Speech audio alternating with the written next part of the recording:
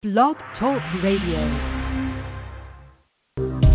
I'll take the night, I'll take the night, I'll take the night, I'll take the night, I'll take the night, I'll take the night, I'll take the night, I'll take the night. 'Cause you have a heart that's divine, deserving you are, girl, you're mine. Eternity's ours, yeah, you're mine. We'll live the life, I'll take the night. Welcome to Take the Night, and I'm your host, Boyd, with co-hosts D. Shine and Angelica Martinez, and it's Monday, and the topic for tonight's show is You're Your Own Genie. How you doing, Angelica? I'm doing good. How are you? Man, I've been running around like a chicken in just the past few seconds, gobbling around. Man, but I'm straight. I had to set everything up. That's why I was a little late, because I was trying to the computer was being slow, but I'm here and I'm cool. Oh, did it finally get the update and do everything it needed to do? Yeah, that was cool. It all worked out. Yeah. That's good. And yeah. Is he gonna be here today, or is he gonna not show up? He is he here? He should be. He should be here. I mean, I spoke to him, I got off with him about 10 minutes before 9. I don't know. Normally, D's one of the first in here, so the fact that I was a little late may have kind of set him back a little bit, but I don't know. But either way, we can do this thing, you know. I mean, this yeah. this is the second time that we've talked today. It's like, oh, I just got off the phone with you about 2 hours ago. For real. Now we're back at it. Yeah. Yeah, we're back at it again. We've done Take the Night already, and it was 4 hours, wasn't it? Yeah. Oh, man. But, yeah, 4 hours it was a different topic. Different talking topic. about random stuff. Yeah. Yeah. But it's all good, though. Yeah. So you are your own genie, and it started off, that's our topic for tonight, but it began with being, you're your own magic, basically. And the reason why I felt it was a good thing to build on is because a lot of times I've noticed, and when I was younger, I noticed in myself, and I'm talking, when you're in your teens, we tend to find ourselves searching for whatever it is we're looking outside ourselves for who we're going to be and what works for us, when that's somebody else's, that works for them. That's their magic, right? That's their magic.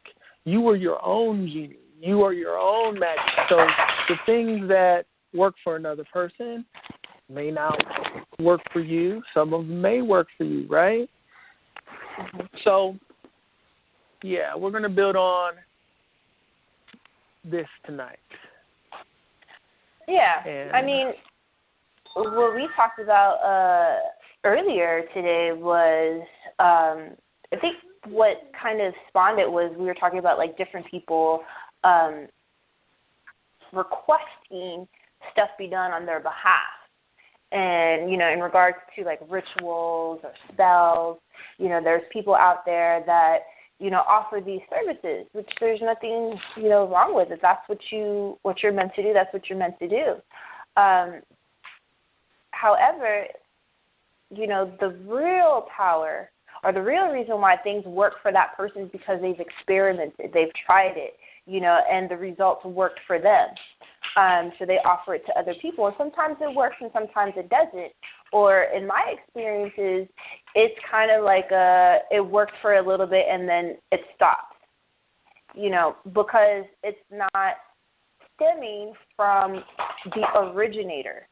You know, it's like going through a filter, you know, and it's being filtered by this other person's energy and intent. So you kind of, you know, have your energy and your intent by you approaching the person, but then it gets kind of filtered through the person that you're asking to do it. So that's why I find it interesting that these people that offer services, you know, always have people coming back to do it again.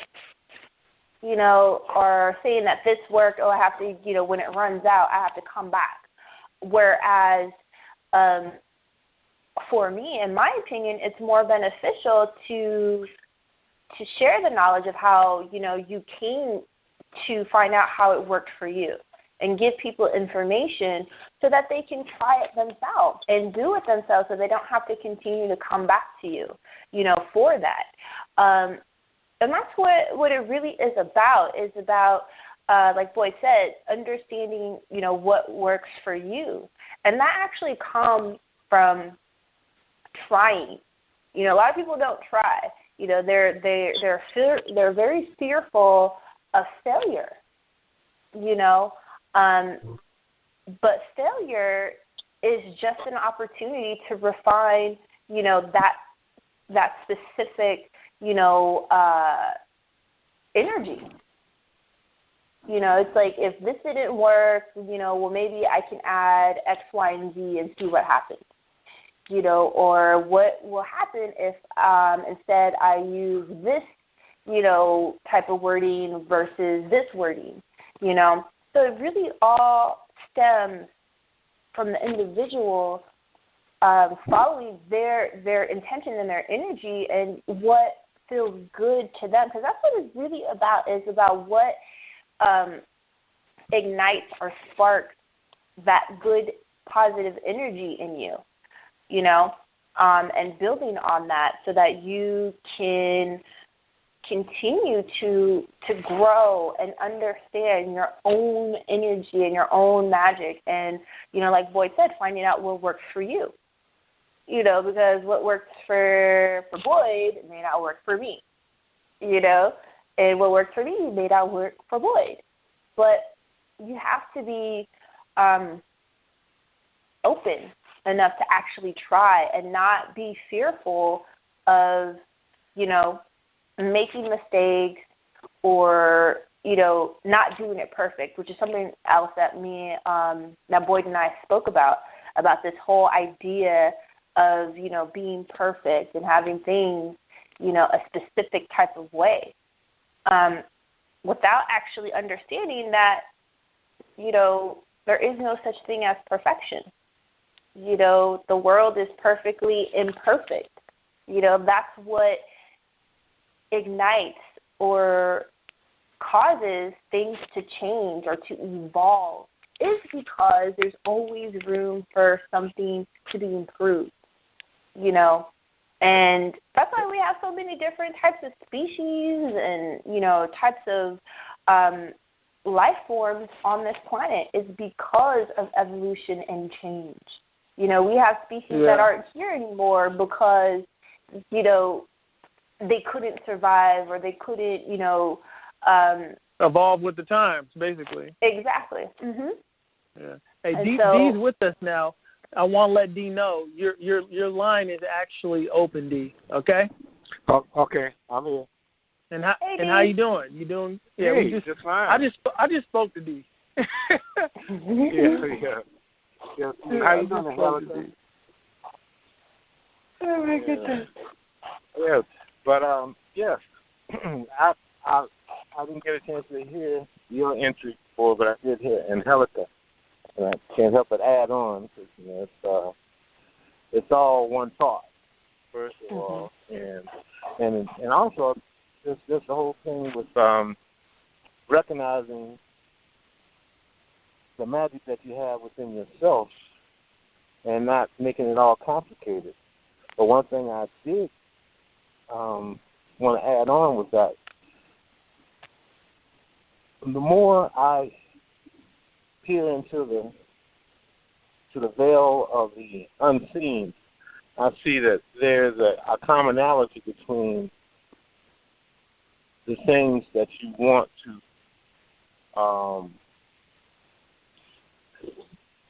be able to utilize in the metaphysical world or the unseen world, and that recognizing that there's a certain sequence that you have to follow, and that's the base. That's the only thing I consider, and that sequence I'm talking about is, for instance, the colors. You know, recognizing the colors of the chakras, and if you focus on a certain chakra or a certain energetic point within our makeup, and recognize that the meaning or the essence of that point, and recognize that the point that you want to manifest or you want to focus on to be related to that, along with the day of the week, along with the moon. You know, you've got to recognize that all of those aspects have to be a part of it, but the rest of it totally should be all original. You know, whatever works for you. You know, whether it's mantras or whether it's sigils or anything of symbolic that's tied into the manifestation factor. And I'm hoping that I know you guys understand what I'm saying. You think I broke it down good enough, guys? No, I got you. And another thing I want to when I think of you are your own magic, and I say this, I remind myself of this, right? You're your own genie. You're your own magic. I want to break down the depths of what this means to me and how I ingest it, right? It's like everything down to what you choose to wear, the things that you feel comfortable in, is a direct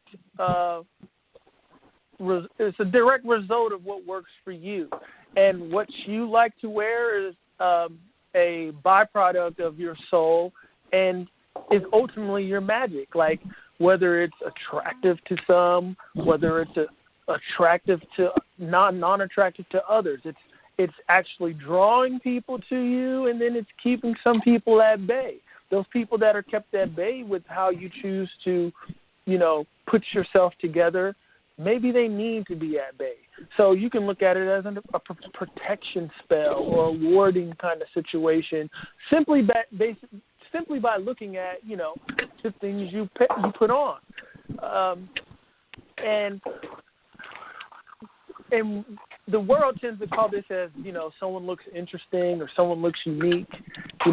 What does that mean when you look at it? It's like, why does someone look interesting to you? Why does someone look unique to you? Because they're either doing or wearing something that's outside of the norm. So a lot of times when I see people who I'm like, oh, that person's very interesting to me, they look like they're clearly doing their own thing, I say to myself, they're working with their own magic because they're doing what works for them. And when you get in the habit of being confident in what works for you, then it becomes easier to make choices and to be confident in some of the things that you want to do. A lot of times in this society, people are thrown out of their own magic just looking at something as simple as what they want to wear every day by thinking about the scrutiny that may come to them by, people out there in the world, the looks and, all that kind of stuff, standing out or not looking like the norm, when ultimately everyone in this world is trying to at least separate themselves in some kind of way, other than those that are trying to just stay hidden and cloaked. But if you're a person that's trying to expand, expansion goes all the way down to feeling comfortable in your attire, the things that you wear. That's a form of expansion, because eventually you find yourself in something, like when you're wearing something that you don't necessarily feel comfortable in and you go outside, your whole being is insecure, like you're checking yourself out, and you're not comfortable. So what do? You kind of set yourself out of being confident enough to meet people and make connections, work, because you don't feel comfortable. So your magic is something as simple as what you like to wear. So it's very important that we have the confidence to go with our own things and go with our own desire when it comes to something as simple as what we want to wear. That's a ritual. It's magic there, you know. And I know somebody, you know, they're like, oh, that's what you're gonna give me is like wear what I want to wear. But you really have to understand how that in itself is important. You know, there's, you know, just simply from the perspective of women. Like women can put on something and draw the eyes of everyone they walk by. That's magic. It's called, you know, we kind of call it seduction in a sense, but it's a form of magic. It's something that really can't be explained to a T, but it's going to vary from other people to other people. Like what's attractive to me isn't attractive to the next person, so that means the spell can only work on certain individuals. So there is magic in what someone wears. So as I get warmed up on this thing here tonight, but I feel like it's been a minute since we've been on here. It's been a long minute. It feels like forever since we've been on Take the Night. I'm glad to be back. It's cool. Sometimes we're going to go ghost for a little bit. Just let you guys know. Sometimes, you know, it's not about being on here talking to people all the time and trying to just keep doing it. This is just a byproduct of conversations that me and D have, me and Angelica have, and not all of them are going to be on air. And sometimes this thing here, like when you're a magical entity and you're working with your vibes and stuff like that, sometimes your vibe is not being on Blog Talk talking to people. You know what I'm saying? That's outside of the realm of the flow that you're in. And knowing that you're your own magic, and knowing that your magic sits in the things that you feel to do at any given time. So again, your magic is in what you feel to do at any given time, because you're dealing with trying to keep your spirit in a place that's optimistic. Because if you're unoptimistic and you're doing things that make you and put you in a fear state, you don't want to do anything, therefore you generate nothing. So it's key that you don't downplay the importance of going with the flow of what you want to do at any given time, and to just really be comfortable knowing that, okay, you know, I feel comfortable doing this and wearing this, and this is really cementing me as, like, just think about some people in the realm that you can identify that, you know, by what they have on. That's their magic. That's why you can see somebody, you know, like Michael Jackson back in the day. People can see him from a mile away. They'd be like, that's Michael Jackson. You know, they just, you know, like 5 blocks would just clear out to where he's at. That his magic was, people would talk about his socks, talk about his, you know, his pants and what he wore, but you damn sure knew that if you saw someone wearing something like that, that they were dressing like Michael Jackson. Still to this day, if someone walks around on Halloween, if anything that looks like anything like that, you're going to be like, who are you, Michael Jackson? For Halloween? You're going to know. And that Michael, even the way someone looks is a spell that tends to be imprinted on people's psyche, and there's a recall effect on that, meaning like it's in the mind and it's imprinted in the mind, and that's why there will always be somebody that dresses up like that for Halloween or something, or if you see someone dressed up like that, you're going to automatically think Michael Jackson. Where if you see somebody, you know, short, wearing some kind of outfit, and you're like, I don't quite know who you are, and no offense to this person I'm finna bring up, and they say they're Snooki or something like that, you're going to be like, oh, okay, because there really isn't any kind of recall when it comes to what's identified with the entity named Snooki. It's not really any magic in that. It's just, you know, people dress like that from time to time. There's nothing really there's no signature in that, I guess is what I'm saying. There's a signature in the things that you tend to do if you're not pushed out of doing the things that you want to do by way of fearing some kind of backlash or scrutiny from looking and being different. So, going with the flow of what you want to do is very key. And that's why you are your own genie, because how many times have you, I know something as simple as modeling or acting, just to use this as a reference point to how someone's style can be their magic, is there's some people that want to be models and want to be actors, and they try so hard, but it doesn't quite work out. But then there's people who are just doing what they want to do. They walk outside, they're walking down the street, and someone comes up to them and says, have you ever thought of being a model? I just like your look. That's because this person was set in who they wanted to be, whatever it is it was. Maybe they cut up their jeans. Maybe they, would alter their shirts to fit whatever it is they wanted to do, cut their hair a certain way. And the way they look is a result of the spirit trying to express itself in a physical realm. So it's unique to that spirit. But when you start getting down to a world where people feel insecurities about doing their own thing, then you begin to find that you don't see any differences, and you start to see the same things because people are starting to fit in. Therefore, nothing really is really appealing to the eye because it's so you see it so casually, and then nobody really has any magic going with them because whatever person used that look, it's been done already, and it's already associated with that individual.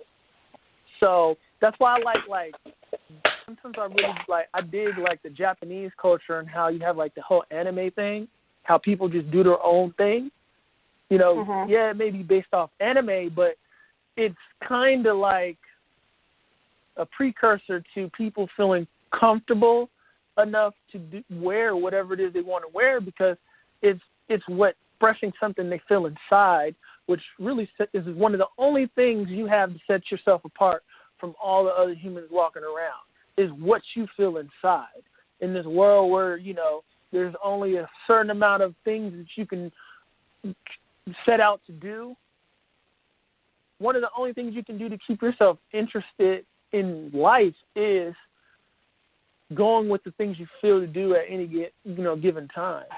So your magic does fit in something as simple as what you want to wear tomorrow, and it's key that we understand that and getting in the habit of just building more confidence with pushing the limits of wearing whatever it is you may come up with in your mind. Builds resistance to all that feedback, that negative feedback that you fear upon you, and then that translates over, that confidence translates over into, going with your own ideas, your own thoughts, because your own ideas is your magic also. A man sat around and said, one day I see computers in every home computers, and people were like, dude, nobody wants a computer in their house. But those thoughts, unique to him, based off of whatever he was engaging in his life,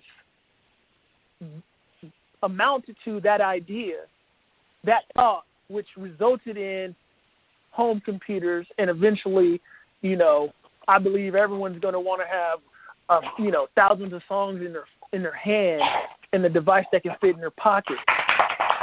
When people are like, wait a minute, are you sure? So to have confidence in running with something and backing something that nobody but you believes in can be, what I'm saying is, strengthened by something as simple as wearing whatever the hell you want to wear tomorrow. You're exercising the same muscle, is what I'm saying. And your magic is in all these things combined. It's like an arsenal. Yeah. Yeah. I need to step off for a minute. Be right back. Okay, that's cool. You dig what I'm saying, Angelica? Oh, yeah. I mean, in regards to the clothing, definitely. Because, I used to work at, an office job. And the environment that I was in, I was around a bunch of, interior designers. So it was very much what you wore, how you, presented yourself was very important, and that is very much, engraved into people's brains today, because they are taught to perceive people based off of what they see. So it's like if you are wearing something, a certain name brand, then that means, something to the individual, based off of their own experiences. It's like if you see somebody, wearing, Gucci and Fendi and all that stuff, you're going to have this idea in your mind about that person based off of, just what they wear. So that simple exercise is monumental because it is a form of expression. How you express yourself. Exactly. You summed that up real nice. Yeah, and, everything that I, went through, it's like I went through that. It's like I got to the point where it's like, I'm just going to wear whatever the heck I want to wear because I feel comfortable and not really care what other people think because it doesn't matter what they think. That's what they think and how they feel is based off of their own personal experiences. Has nothing to do with me. Whether they're uncomfortable or they see me in a certain way, that has nothing to do with me. The fact that I chose to wear a certain thing or express myself in a certain way is based off of my choice because it makes me feel a certain way because I feel comfortable. And comfort to me means confidence. It's like I'm comfortable. It's like I can do anything because I feel good in, how I'm expressing myself in these clothes or these certain things. And exactly. Your thoughts flow flow better when you're not worried about how you look. When you're worrying about how you look is a distraction to the mind. So you're so busy fixated on, should I try to hide this, or I don't think I look right. So, you're distracted. So you're looking for opportunity in the realm and you want to meet such and such or meet friends, but yet you're so distracted. The people that are possibly those individuals that you're trying to meet are walking by you because you're distracted. So that's just another way to look at it because you nailed it. You summed up what I was saying or leading to with expression. Magic, in the sense to how one uses, moves, brings anything into this world is expression. Like music is expression. Ideas is expression. If you're sitting at a table and you guys are in a think tank, if you aren't comfortable with expressing yourself, you won't say shit. You'll just sit there and you will always be overlooked. So methods of practicing expression, something as simple as wearing something that you stop yourself from wearing because you don't want someone to look at you, is key to practicing being comfortable with expressing yourself. And I had to just run by that again because you brought in that word of expression. Of course, it's in my vocabulary, but it was slipping my mind for a moment there for a moment. But I tend to like to go into the details, the chain of events, like I'm writing something, like a story out, so someone could see how to benefit them from beginning to end. You know what I mean? But ultimately, yes, expression is key here. Everybody you think and care about that isn't a family member of yours, you know their name because they're comfortable expressing themselves. Yeah. No matter what really realm they're in. Yeah. And that, really is what it's about. It's about using these different forms of expression. An expression is, just like I said, it's art, it's music, it's anything that, makes you feel a certain way. That is an expression. Like the expression on somebody's face, tells me this. The posture, which is just an expression of the body of this person, tells me this.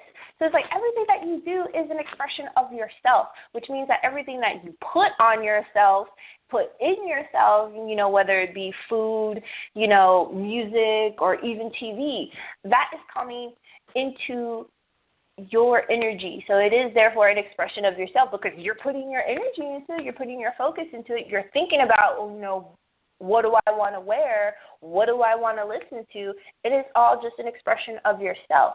And just like Dee mentioned, it all starts from your thoughts, how you think about yourself, what you're going to put out, and we've talked about this many, many times, about how motivational speakers or even salespeople, speak to themselves in the mirror, and tell themselves, certain things. And that's what it really is. You have to kind of remind yourself how awesome you are every single day because, the fact is there's only one you. You're the only person, exactly. That is carrying, your energy, your DNA sequence, your experiences. That is your uniqueness. That is your signature. And to really, harness that is to really, tell yourself that you're freaking awesome. It's like there's only one and you. Let me, And let me commit because, you brought up mirrors and someone commented on my mirrors video on YouTube today and she was like, yeah, but, she said, I feel like we should stop looking at ourselves and because it work on our internal selves. I'm like, I definitely agree, but so I wanted to stress that if you do look in the mirror, it's not like vanity, like I'm beautiful. It has to be deeper than that. You have to speak deeper to yourself like that, like say things to yourself that, you would love someone you care about to say to you, things about your personality, things about your heart. Mm-hmm. Just to make sure people have because people tend to get from things what they get from things, right? And when you say look in the mirror and tell people how awesome you are, yeah, you're right. But also try to make sure that it's from some kind of like some kind of real foundation too. Like it can just be something as simple as I'm awesome because I care about people and I'm there for people. And I want to see people succeed. And that's how you get it from being not a shallow thing in the mirror to being something that's really working on the inside. For someone that would have heard what you said, from someone, just to clarify that to someone that would have listened to what you said and alluded to you saying, be conceited, because somebody would play that back and get that from you. And you know what? And like I've said before, that is that person. That has nothing to do with me. So it's like, I could care less. Because if somebody, because if somebody, if I would have saw that comment of, somebody saying, oh, that's just being vain, it's like, no, that is your perspective because when you look into a mirror, that's what you're analyzing. And sometimes, you do need to get over that because this society and this time is so focused on the visual. It's so focused on tearing down people's physical appearance that you yourself have to build that up. And sometimes it's like, you do have to look in the mirror and say, you know what, I love my curly hair. I love this, this mole that I have right here on my face. I love this freckle, because it's like somebody is going to, try to point that out to separate you, to make you feel different so that you're not a part of, being accepted. And it's like you are taking that power away from them. Yeah, it's like you conform. It's like, oh, I have to look like – it's like the whole thing with the natural hair. Yeah. It's like you know, you have this movement of women who are all about, you know, the natural hair, and then, you know, really kind of bashing the ones who straighten their hair. And it's like, look, that's their choice. You know, it's like if that's what they feel comfortable in, that's what they feel comfortable in. If they don't want to go any further, that's on them. You know, but it doesn't take away from, you know, the person's character. And, you know, to tell somebody, you know, to tell themselves that they're beautiful, it's like that's something that maybe they do want to hear from somebody because they don't hear it. It's like you need to give that to yourself because, you know, because you can't rely on somebody else to give it to you. You know, it's just like the whole, you gotta love yourself before you can actually love somebody else. You know, you have to it's a yourself. balance thing. Mm-hmm. It's a balance thing. So you got to balance the scales of external and internal, and that's why it's a balancing act, and you just can't get caught up in what's going on outside of you all the time, or because you do tend to you will kind of fall wayside of valuing yourself based off of things that aren't that deep, and you'll come across individuals that value more of the deeper thing, and then you're thrown off like, wait a minute, I was so pretty. I don't understand why they're not into me, because not everybody's simply into looks, and then some people are simply into looks. So working on both of them, I think is basically how we could like turn that into a bubble because, and you just know, say because it's just like anything else. You know, you have to do it in a balanced way or else it becomes unbalanced. You know, if you keep on, you know, focusing on just the physical aspects, that's all you're going to care about. You know, so it's like you have, like Boy said, you have to balance that out with something that isn't physical, you know, about yourself. You know, and in that video, I'm not even speaking about looking in the mirror for the perspective of, you know, hyping up your ego. I'm saying this is how people are messing themselves up, not understanding when they're talking bad about themselves in the mirror what that's doing. And some people just allude to me trying to flip that script for some people that are messing themselves up. And, you know, some people understood it. And I'm not losing no sleep over those people that didn't get it either. But it's just, you know, I definitely feel you on that. I just wanted to clarify because I knew someone was going to get it. Instead of them commenting to me, I'd rather just, since I already know the question and the statement, let me just address it while I'm on here because I'm already thinking I can feel it. I can just feel that person that will be listening she's saying look in the mirror and you can become just looking at yourself, and someone trying to be deep on there is going to be like, but I feel like we need to go inside ourselves and get away from looking at our external. And it's like some people really struggle with how they look. So they need to work on how they look. True. But when you, listen, I was say this because I went through this, and it's like I think that a lot of people struggle with, you know, their physical appearance because of society, because of, you know, what they've been shown. So it is really, really hard. I mean, even for myself, it's like, you know, I look at myself and it's like, I think I look good. You know, it's like I may have gained, you know, maybe 5-10 pounds, but that doesn't change, you know, my awesome energy. I'm still me. You know, the thing is that my physical appearance is just a reflection of my inner self. And it's like, you know, I'm comfortable. It's like I don't feel obligated to look a certain way anymore. What I feel obligated is to continue to feel good about the person that I am on the inside and continue to express that in what I do. And how I do another it. thing I'm gonna say to add on to that is, I'm not worried about what I look to people anymore. I'm more focused on pleasing my internal self. Like if my internal self feels comfortable on what I have on, that's all that matters, because that stream is the essence of what makes me who I am, and that stream keeps me in alignment with the thoughts that I'm going to think that someone else may not think. That the things that make me unique does stem all the way down to me having the confidence to wear what I want to wear, because if you feel comfortable in your skin, just from just being a healthy perspective too, you can just go back, you can just take away the clothes and just, let's just break it down to, if you don't feel good in your body, you don't feel good, therefore you don't want to do shit, you don't think good. And then that's going to ultimately affect what you wear and how you feel and what you have on. And it's just a building process that can go in any direction, starting from a good point or a negative point.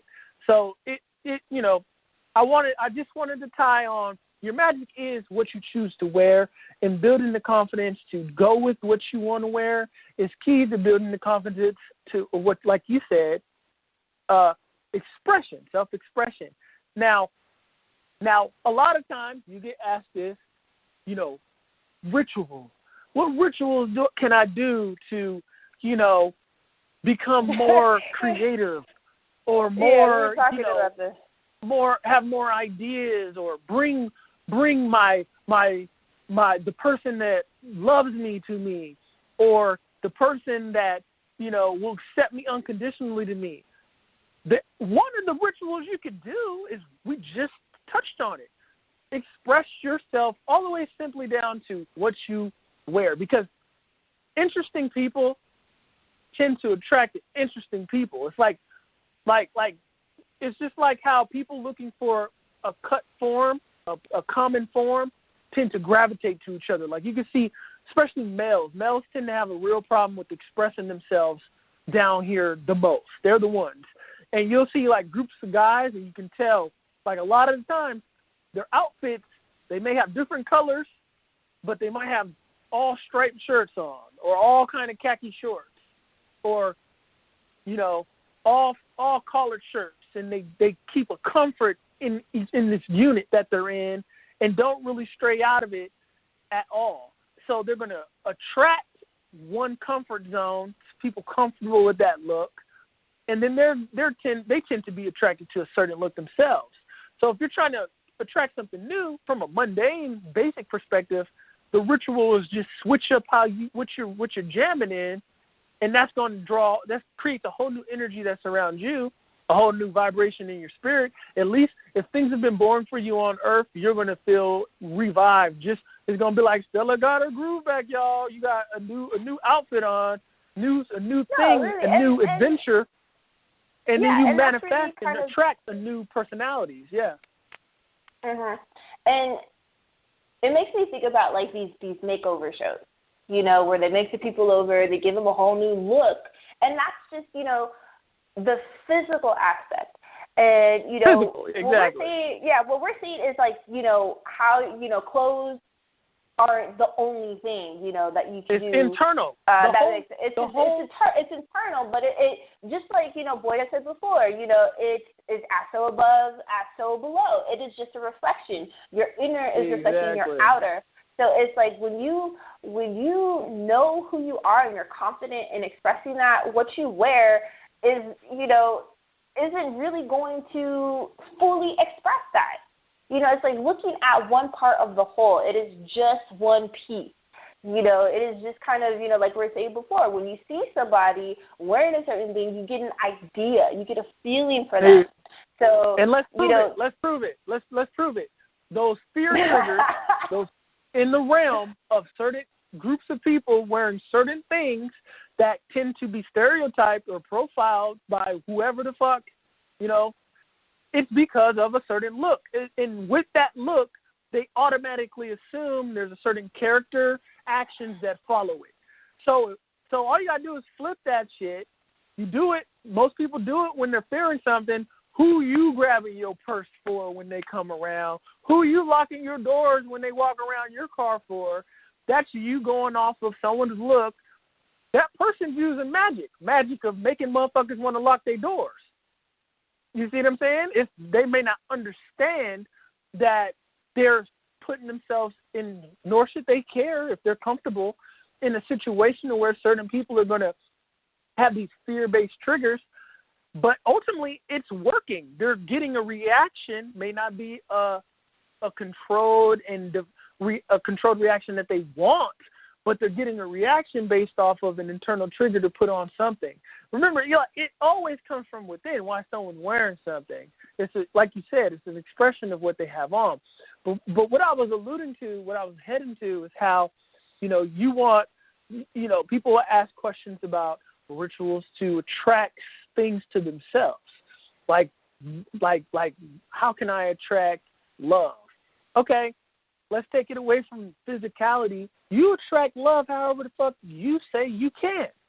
Let's stop thinking that there's a set way. If the universe is mental, that means that it's mental. So you're going to experience whatever you hold in your mind, and whatever's possible to you is going to be possible to you because of what you carry in your mind and what you believe is possible.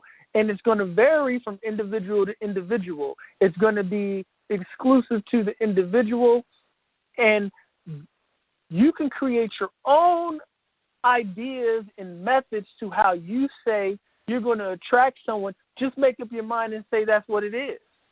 Stop looking for validation from me or somebody else to say, yeah, that works. And just say, okay, this is how I'm going to do it. Because that's the same thing. That's the same. Let's say, I don't know, anybody in the world who has created a company that didn't exist prior or to when they decided to create it did. No one believed in it.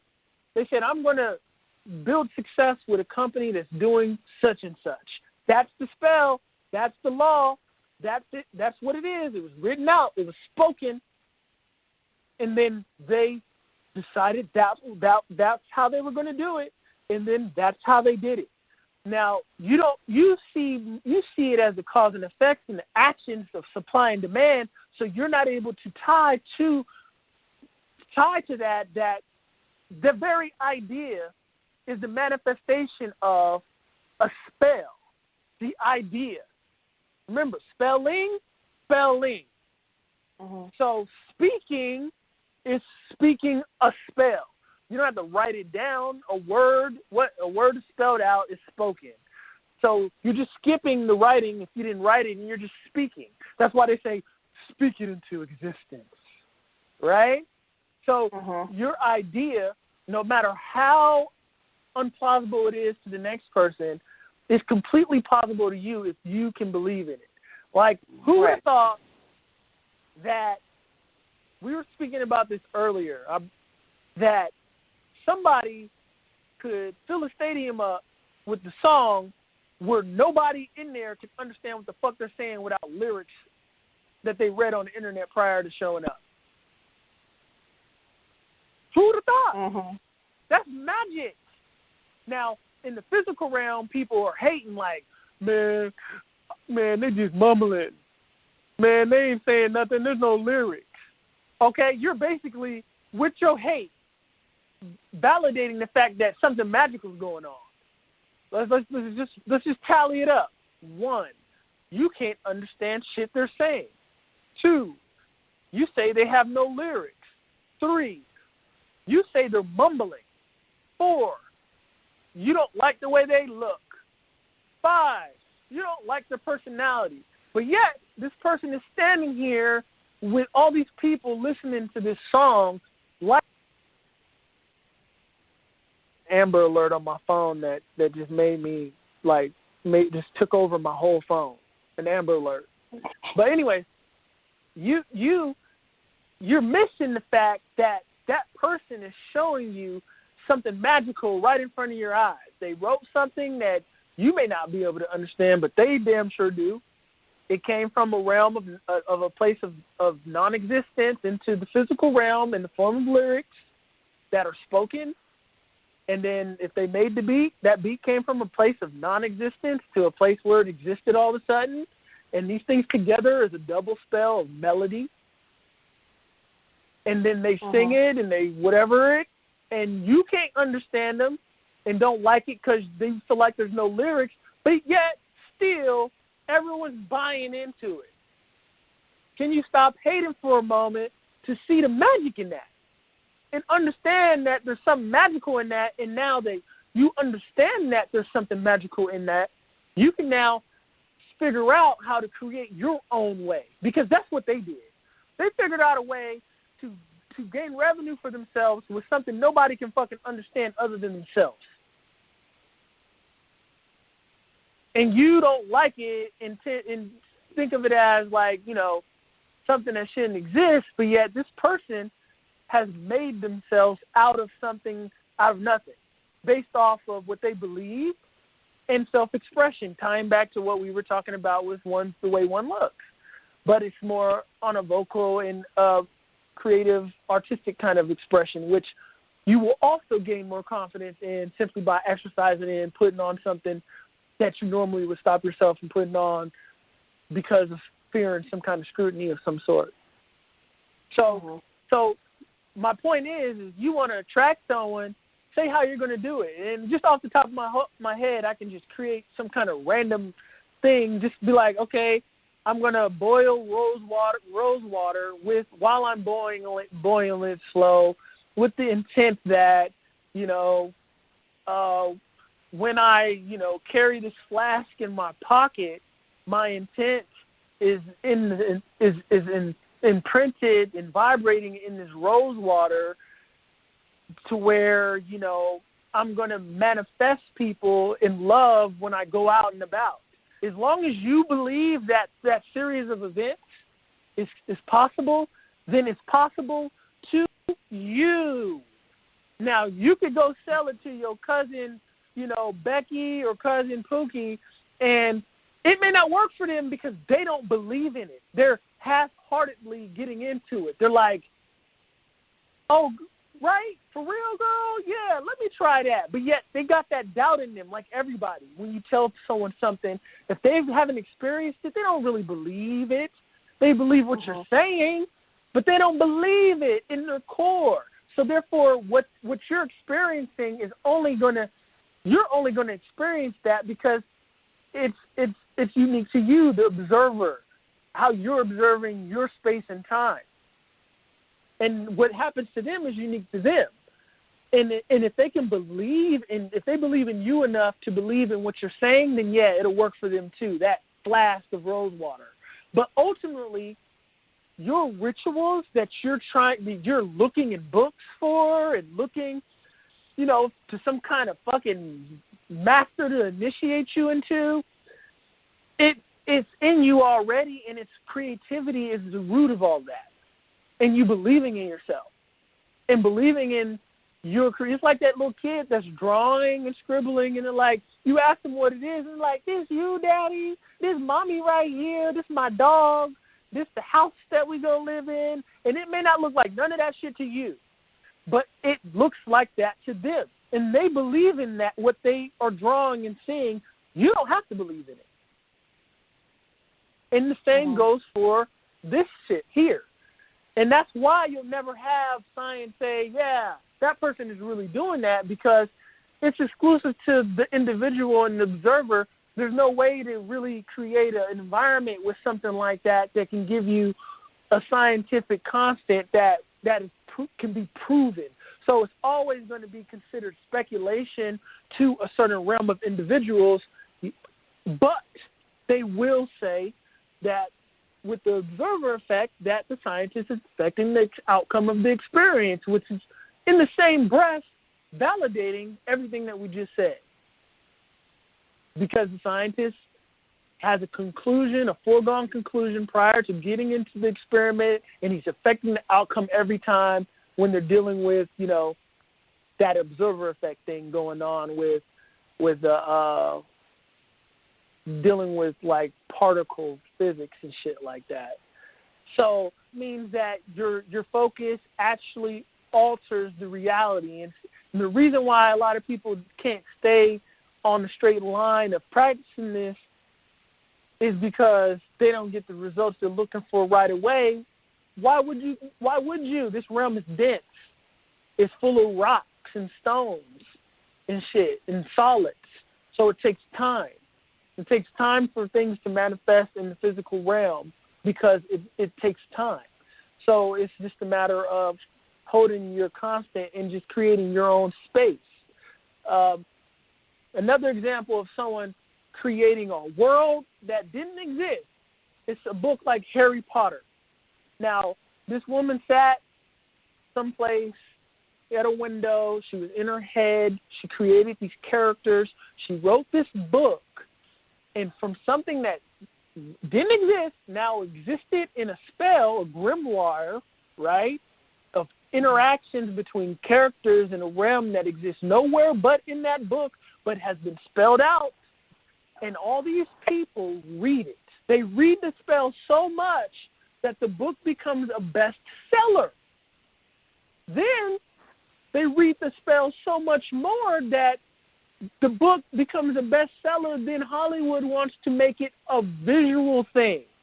So it went from not existing anywhere where you can see it with your eyes and was only in a woman's mind to existing in a spell book, which is any book written with words. Any book with words is a spell book because spelling is spelling. Okay? And you read anything spelled out, you're reading the spell.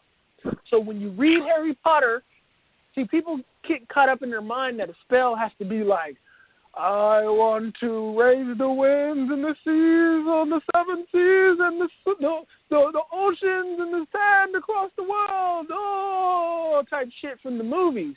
No, a spell is anything written down. So it went from in her mind to in this book, these people read it. It becomes a bestseller, which then manifests her a lot of income. So she, with her imagination, with her own spell, generated her own income. But since the realm is caught up in cause and effect and moving things with their hands, they exclude themselves from their own creativity by trying to recreate an event with their logical mind. So you got people sitting down trying to write books like Harry Potter, trying to copy. There's nothing new in that. There's nothing magical in it because you're doing something that's already been done and you're not working with your own magic. You're trying to work with her magic. Therefore, it doesn't work for you. But anyways, Hollywood takes Harry Potter. They make it visual, which now you see actual entities that represent entities that before only existed in words. So now it's that much closer to being in the physical realm, y'all. Now, what happens when it becomes a Hollywood movie? Now, everybody that loved the book and made it a bestseller, go watch the fucking movie, except those that tend to hate books turned into movies. All these kids watch the movie. It's imprinted in their mind, which is the projector to the physical realm. Therefore, now it becomes a box office hit. And then what? You see motherfuckers now walking around at amusement parks like Harry Potter. Harry Potter now is a physical entity in the realm. Whether it's your kid dressed like him at the movies or the amusement park at motherfucking Universal Studios or wherever it is. What you're taking for granted in that whole manifestation of Harry Potter is the fact that it once was only in a woman's mind.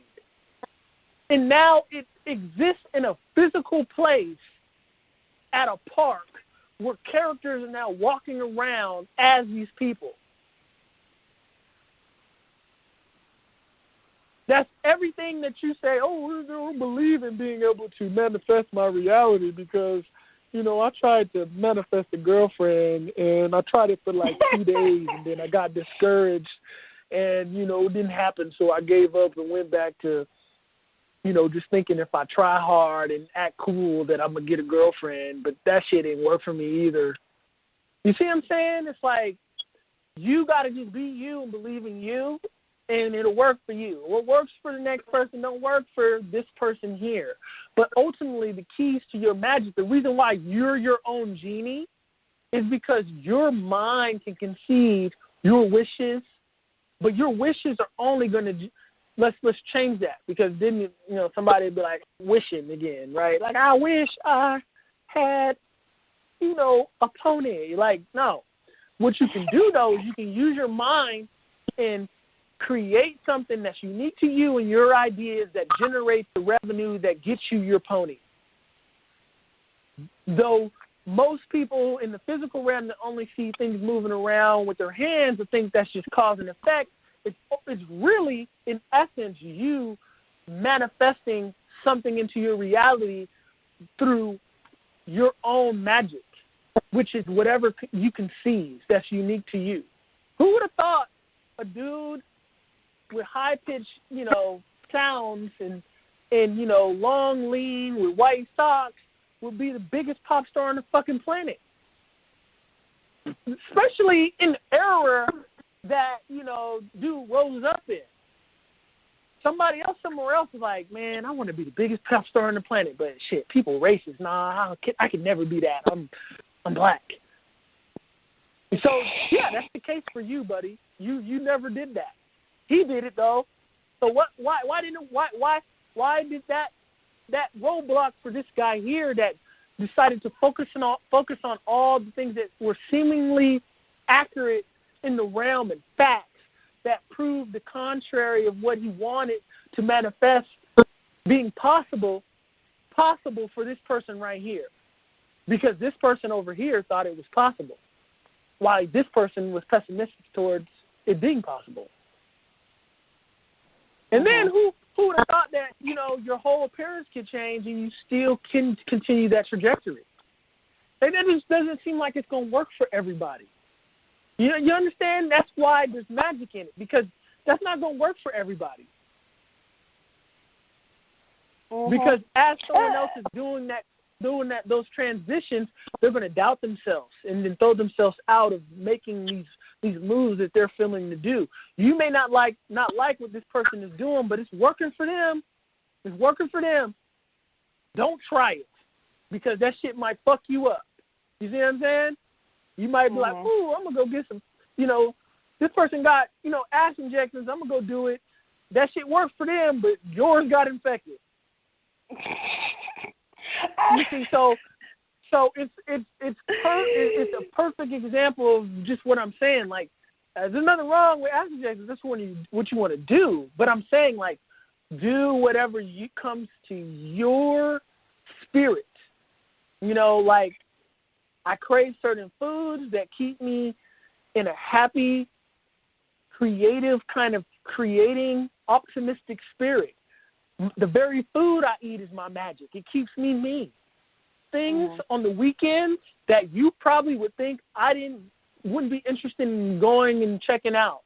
But these things keep me in my spirit, that keeps me functioning in the way in which that keeps me producing however I feel like I want to produce. I can tell you to go do something I did over the weekend, whether it be, go seep through stuff, somewhere in a thrift store or some shit, and you may not get anything out of it. It may not do nothing for you. But see, something like that, for me, it works for me, right? And this ties into altars. People will say, how should I set up my altar? Look, man. Dude, I had that same question. Like, when I was first doing it, it's like, what am I supposed to put on it? How is it supposed to do? Is there, like, a specific number? It's like baking a cake. It's like, is there a specific, no. thing? And that's what I found out. It's like, you just put, what you feel should go there. It's exactly, like, because there are things. Go ahead. No, I was saying because it's like those things that you are drawn to, that want to be in that, on the altar, in that space that you're making the altar, wants to be there for a reason. That's why you're drawn to it. Exactly. So exactly. Go ahead. So let's cut that up for a moment. Why, dealing with things of a spiritual nature, why would you all of a sudden get this itch to place, let's say, a wooden horse on an altar? Okay? Why isn't that important? But for the sake of understanding why an altar is unique to the individual, I'm going to just go through a random series of events of why this could possibly happen. Let's say in a past life, loved, like carved wooden horses. Aspects of that residue are trying to wake up in this life to where you're feeling the itch to put a horse on the altar, which in the moment you do and you start, that horse is crossing your consciousness, it's talking to something in your subconscious, which is waking up something that's been sleeping, which means, you know, you may get an energy flux where now just with interacting with that wooden horse and having it come across your eyes, you may feel a feeling, you may have a thought that does something in which changes the trajectory of your, you know, the cause and effect of when you go outside. Like you may put yourself in a different spirit, which causes a different energy vibration, which causes a different magnetism, meaning you go outside and you magnetize different kind of people, different kind of experiences, simply by having a horse on there. Now, you can tie this to why they say, like, when you get into the orishas, they'll say certain smells, certain colors, certain objects, because these orishas are just very, very, they're archetypal, which are in everybody. So if they're asleep, these smells, these colors, speak to those things that are asleep in you, wake them up, which now that energy is turned on. And it's like adding a new app to your fucking iPhone. That's a good context, I feel, right? Like, let's say you're an iPhone. Yeah, you're an iPhone. It's like, I'm not an iPhone, I'm an Android. Well, let's say, okay, you're an iPhone or an Android, and I'm Android. Your altar, you are the ultimate altar, first of all. That's why in the Bible they say the body is the temple, okay? But the altar is just an external stimuli to your subconscious. Yeah, it's an external expression like everything else. It's an expression. Exactly. And it just like you were saying before, you know, certain archetypes or certain energies are drawn to certain things. It's all about vibration, just like we speak on all the time. You know, it's a certain vibration or a certain frequency that is tuned in to other energies and connected to it. That's why it's like, you know, when you see these things about connecting to different gods and goddesses or orishas and spirits, you know, they give you information about, you know, what that particular energy is connected to, you know, and that's why it's like, you know, if you want to connect to, you know, a specific, you know, type of energy, you put those things that attract it. You know, that draw into, you know, your own focus, and, you know, you can tap into that. So, you know, let me piggyback off you for a moment right there, because you tied me to people who say, I want to manifest a relationship. Going based off what you just said, certain energies are attracted to certain energies. That's what they're telling you in the Orisha book. Based off, or just a pantheon of any type where they say, it's fundamental. This person's wife is this person, or this person's husband is this person. It's not physical, it's an energy, how energies are tracked. So if you're working with this particular energy, and you consciously are working with this particular energy, and you begin to become that energy manifested as a solid in the flesh, you have to be mindful of what that energy attracts, what kind of what kind of opposite sex entity they're doing here. It's an attraction thing. So when you want to attract somebody, all you have to do is figure out the things that get your energy body tuned to the energy that attracts whatever it is that you're trying to attract. And that's what a lot of these books with these entities and these goddesses, I do this with quotation marks, goddesses, because people be like, somebody's going to listen to this shit and be like, fuck what he talking about, Jesus is Lord, ask for his forgiveness. Yo, I'm not saying that's not true. And I'm not saying worship orishas. I'm talking about energy archetypes, okay? And the fact that you don't understand what I'm talking about is why you're gonna you're going to spam me with that comment. I'm not talking about worshiping an Orisha. Anybody who's worshiping the Orisha has got the game fucked up. You're supposed to work with the energy and understand that it's in you already. It's already in you. It's like a secret in your phone that you found on YouTube that you never used up until the point to where you discovered that you could do it on a YouTube video. Now you're like, oh, yo, did you know that you could, like, you know, draw with your hand and then send it in the text? And someone else is like, yeah, I knew that. And you're like, damn, I didn't know.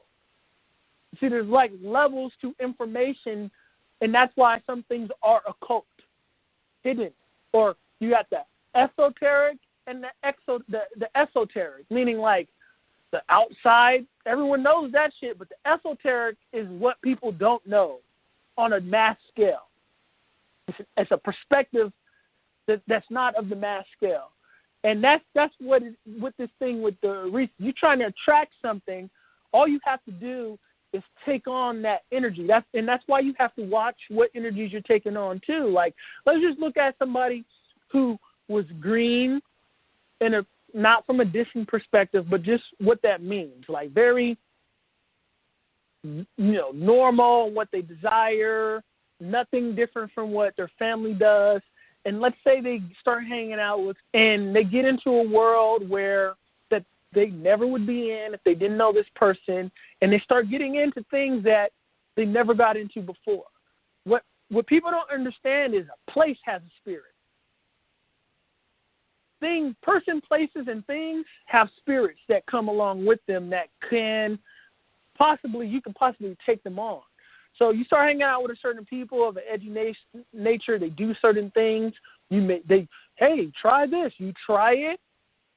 It affects you differently than them. You go on a fucking rocky road into some shit and substance abuse, and you shouldn't have been there, but you obviously were there because you had to learn a lesson. But you got possessed by that person, those places, and those things. Spirit possession. It's not as basic as, watching Paranormal Activity and the fucking doll is like walking down the fucking hallway or something like that. Oh, the doll is possessed. No. Whether it be a strip club, a bookstore, a cafeteria, a coffee place, a business office, you know what you're prone to see there, and you'll know in some places when somebody's lost.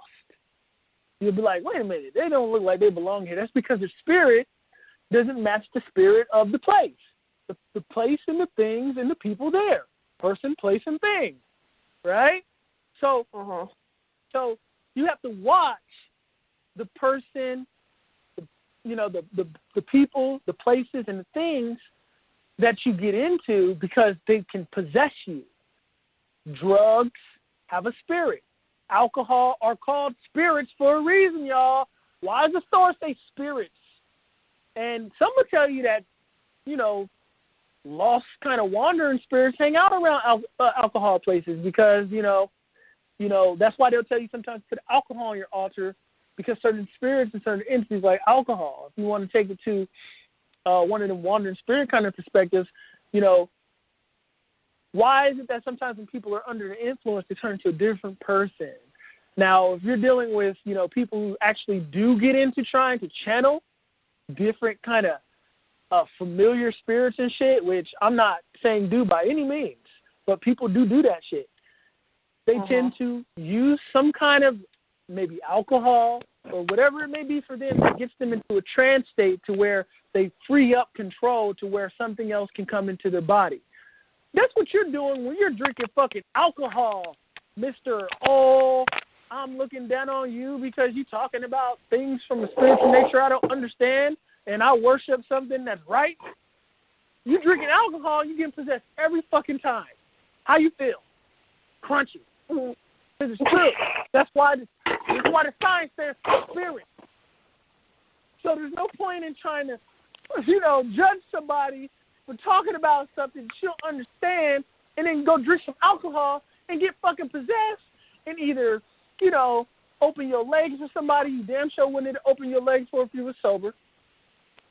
Jump off a damn roof and try to land into a pool and break your damn leg, and you sitting there handicapped as fuck, like, why the hell did I jump off that roof?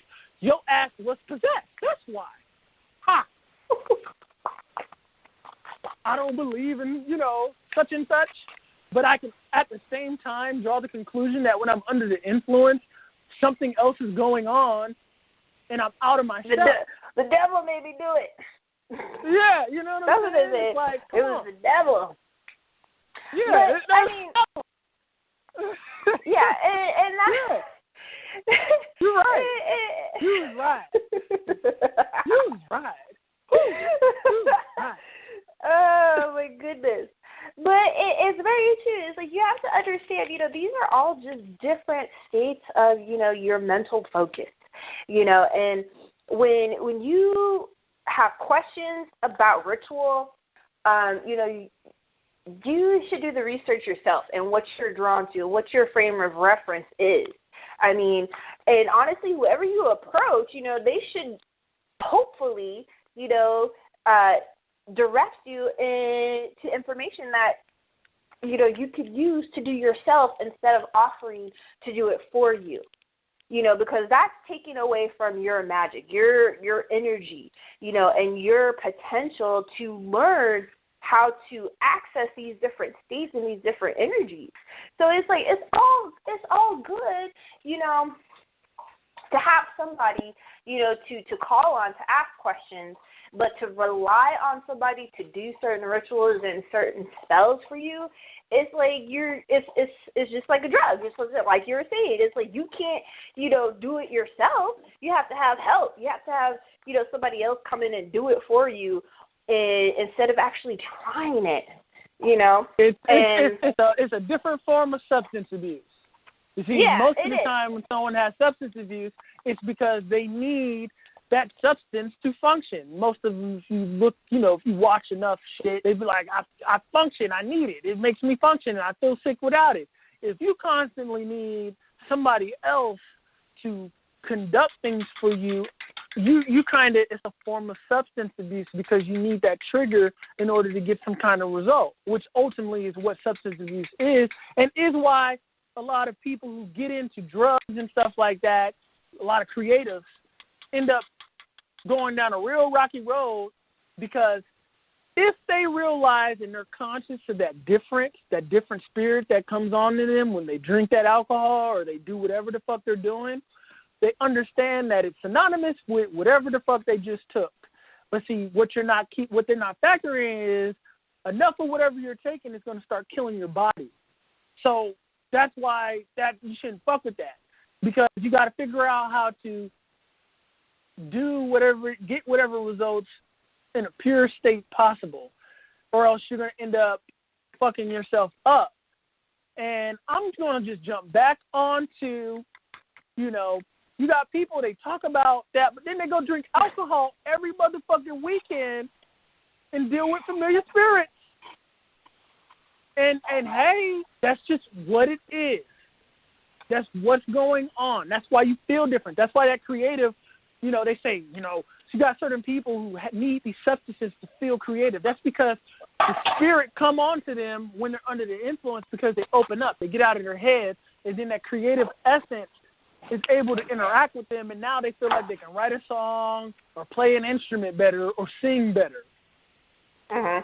And sometimes it's alcohol for some. And, the thing with alcohol is these people fuck themselves up because your body gains a resistance to alcohol and you need more of it. And then you become, inebriated, and then you can't function. A lot of alcoholics are chasing a spirit. They're trying to get back to a spirit, and then they're using it so much that after a while, even if, they can't get there. They're inebriated. So even if the spirit comes, they ain't even going to be able to interact with it because they can't stand. Mm-hmm. So, hit me with that shit that I'm not, really even speaking about at all. Go drink that alcohol, which is cool. I drink wine from time to time, but I ain't judging nobody either about, whatever it is on your channel. Go drink that alcohol and know you might deal with a familiar spirit. That's why it's called spirits. So you might want to go to one that says something else like wine shop, just for your psyche, so you can keep your high horse on drinking, so you don't be like, damn, I'm finna deal with familiar spirits tonight because I'm about to drink this alcohol. You know what I mean? But that's what you're doing. You're dealing with spirit. It's putting you in a trance that allows you a different spirit to come on you. That's why some people have more fun after they drink. They do things that they would not do when they don't drink, because a different spirit comes on them. Literally, a different spirit comes on them when they drink what? Spirits. Okay? It's like 1 + 1 = 2. Drink spirits, here comes spirits. You know, so that's what's going on. And I'm just being a heckler. I'm just playing games, y'all. I'm just, because I've been getting like, what do they call those people that like, hecklers? Yeah, like I've been getting heckled in comments on my YouTube lately by people on a high horse. And it's like, go somewhere with that. I'm heckling y'all right now. That's what I'm doing. But it's all in fun. But I'm serious at the same damn time. But yeah, we got 30 minutes and left, and I guess this is when we'll take questions. And I can't remember. Do we have any questions? Somebody was pressing 1. Someone pressed 1 earlier, and they must have unpressed 1 or something. They must have. Oh wait, someone just pressed 1 again.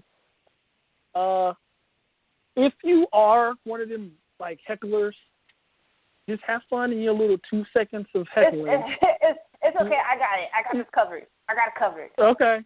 Oh yeah. I forgot. I got it covered. So don't worry. Area code, I got it. Area code 412-9. Last 4 digits 9703. What's going on? Bonnie. Hey guys. No hey, heckler. Bonnie. You got this handled. What's up? No, I pressed 1 and then I pressed 1 again because a client of mine is messaging me and my phone was dying.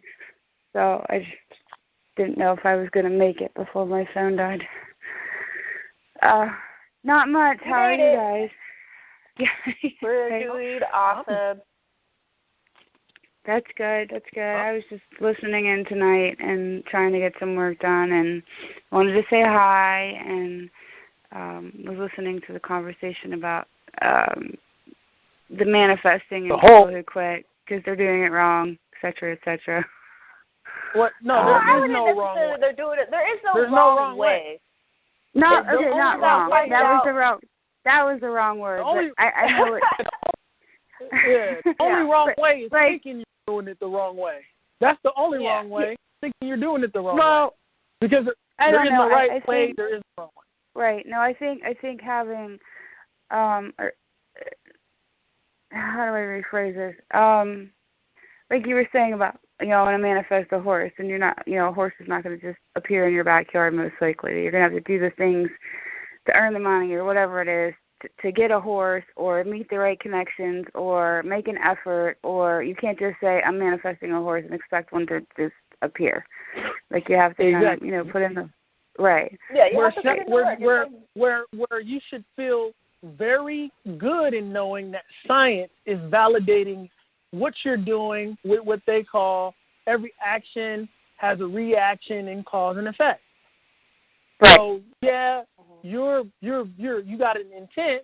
You're manifesting action in yourself first is what everybody should realize. Like when you're a magician, you're trying to manifest different aspects of yourself. You're trying to become a different version of yourself that generates, whether it be a T-shirt, a drawing, or relationships.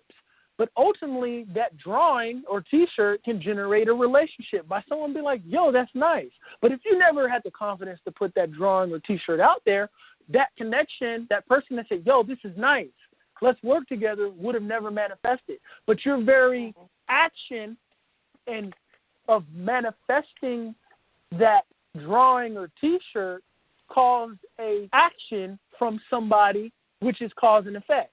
which was where science and spirituality and metaphysics, let's say, science and metaphysics cross paths and meet and validate one another.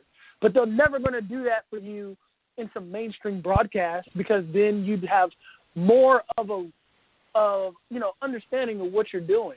You won't be feeling so lost. Yeah. See, And people are sitting around waiting for someone on the Discovery Channel to be like, hey, science and metaphysics and spirituality are validating each other. No one's going to tell you that. Not right now. Not in this century, at least. It's going to take some time. Certain individuals in alternative realities are going to do that, though, like a Deepak or some shit, or like Angelica, you know. But, you know, you can't expect, like, to be, you know, people, you know, turn on the TV and be like, yeah, guess what, today, y'all, you know, we've discovered that quantum computers tap into multiple dimensions. Like, no. Like, you can find that, though. The people created who have created D-Wave, a quantum computer, if you look it up, they do lectures in these little isolated environments saying that their computer is tapping into alternate dimensions, timelines. And they're basing it simply off of the scientific fact in dealing with, you know, particle physics, that the electron does something called superposition, meaning if you give an electron 20 different paths, it goes through all of them all at the same time. So what it did is it validated to them that there are that atoms and shit like that deal in multiple realities, and then they started creating a computer based off of it so they can figure out probability faster by plugging in a probability that have two different starting points, going through all the possible outcomes and seeing where they interconnect. This is nothing but a technical version of what you do with like going to sleep, tapping into, you know, certain dreams, possible future timelines, probability by way of choice, where you're headed by focus. And this is where the quantum computers that science is making ties to the secret, putting up vision boards, focusing, because you it's as above, so below. Microcosmic version of a macrocosmic version. What an electron is doing, an element of you does also. So if they can prove that electrons have something called superposition, which is basically omnipresence, right? They'll say a cat is dead and alive at the same time. That's basically omnipresence, like being everywhere at once. That means what they're not going to do is tell you that you have that ability too. They're just going to say an electron does it. But an electron is nothing but a microcosmic version of something that you are. So that means you have the same ability as an electron. And that's what the secret is telling you when it's saying, you know, put up a timeline. There's an existence where you have everything that you want. So that's that other probability that you can tap into with your focus. Your focus is the time machine, the vehicle that gets you into that other timeline, that jumps you across different probabilities. Basic science is going to call it cause and effect. Every action has a reaction. If you go slap somebody, they're going to slap your ass back. If you don't slap somebody, you're not going to get slapped. You see, that's how basic science is going to talk about it. But a metaphysics person is going to say, if you envision yourself slapping somebody and you vibrate on slapping somebody, eventually you're going to go slap somebody and then they're going to slap your ass back. You see what I'm saying? It's all semantics. It really is. I mean, I'm sorry. I'm laughing so much because I live in a house with 4 kids, and it's like 3 stooges around here sometimes. And my now 5-year-old, Jameson turned 5 yesterday, is in a bad habit right now of hitting people. Slapping people. He hits with like a closed fist, but like all wonky. Like he doesn't punch people. Like he hits with like his fingers on the inside of it. I don't know how to explain it. Like he I don't know. Like whacks people with his hand. And you see that? my that's daughter, what they call after enough of it, I sometimes. think my what? Like I just tapped into your frequency and randomly brought up how I just randomly brought up slapping people, and it just happened to be something that's in your immediate frequency. In some realms, that's what a person's doing when they're saying they're giving you a reading. You see what I'm saying? They're sensitive. Okay. Yeah, I got it. They're sensitive. They're sensitive enough to tap into things that are going on in your auric field, and it just happened as a coincidence. But yeah, I'm sorry to cut you off. I just had to do that little note. Okay. I'm glad you explained that. James has just been doing it more.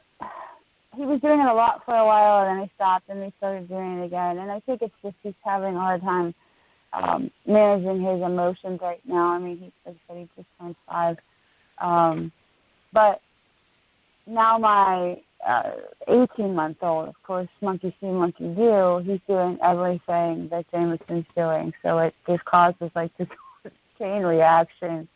Hey, why'd you hit me? Hey, why'd you hit me? Well, you hit me first. And it just reminds me of the face changes. And maybe they're spirits from maybe they're spirits from the tree where people would like challenge each other to a duel by taking off their glove and slapping people with it. But I challenge you. Slap. Yes. Just to bring light. I'm just being funny, but. No, it's fun. No, it's fun because what's even funnier is Sebastian, who's 18 months old, just learned how to fist bump, and so he walks around just randomly like punching people, but he's trying to give you a fist bump, and because you can't talk a lot yet, like he says a few words, and then he puts his hand up. They call it hot sauce, a high five. Jameson used to say it and it sounded like hot sauce, so it stuck. So he's literally walking around, like, hitting and punching people.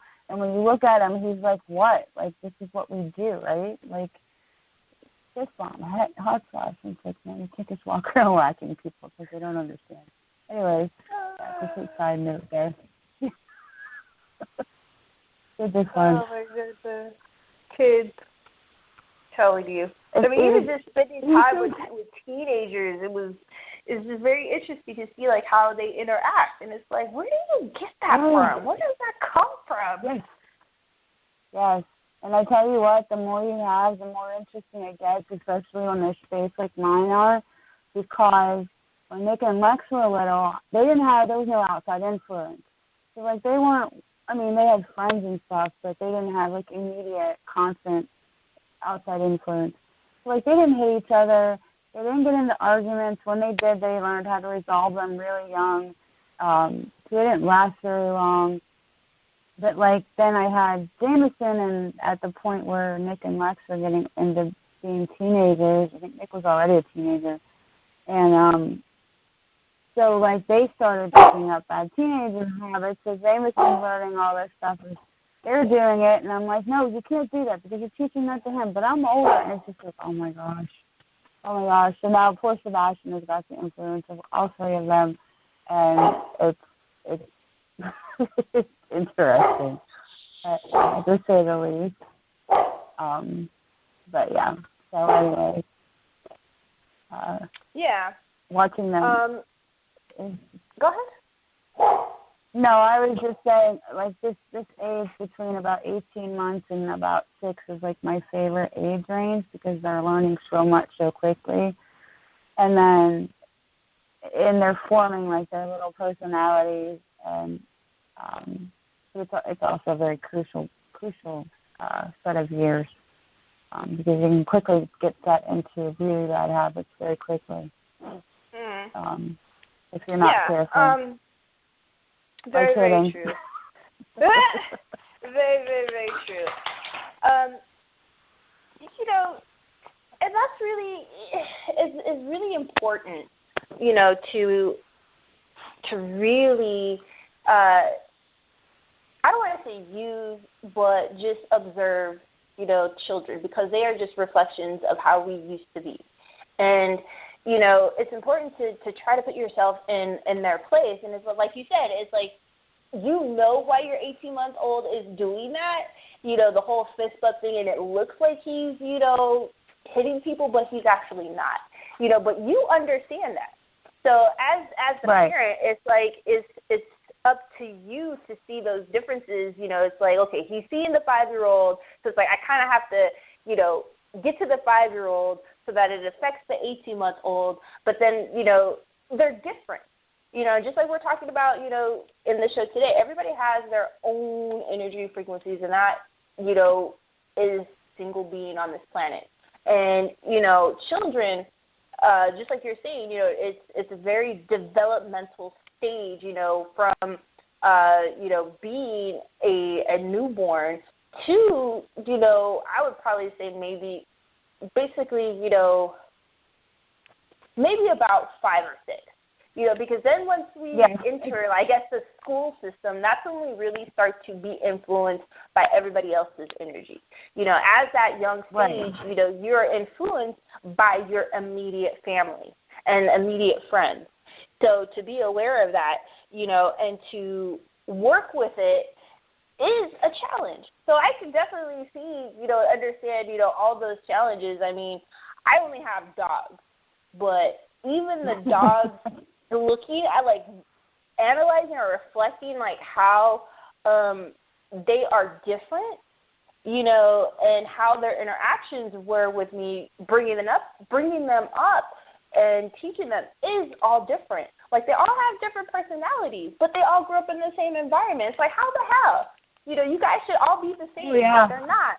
And that's to the truth of, what we're talking about. Everything has its own energy signal, its own way of interpreting. So it is really kind of, up to the individual. But, in the cases of, children, it's up to the parents to really come together and, communicate about how their children are expressing, how, what is it that you as a parental unit can do to make it better for them, so that they're not taking this as something that is acceptable into, their later years. So, I totally understand.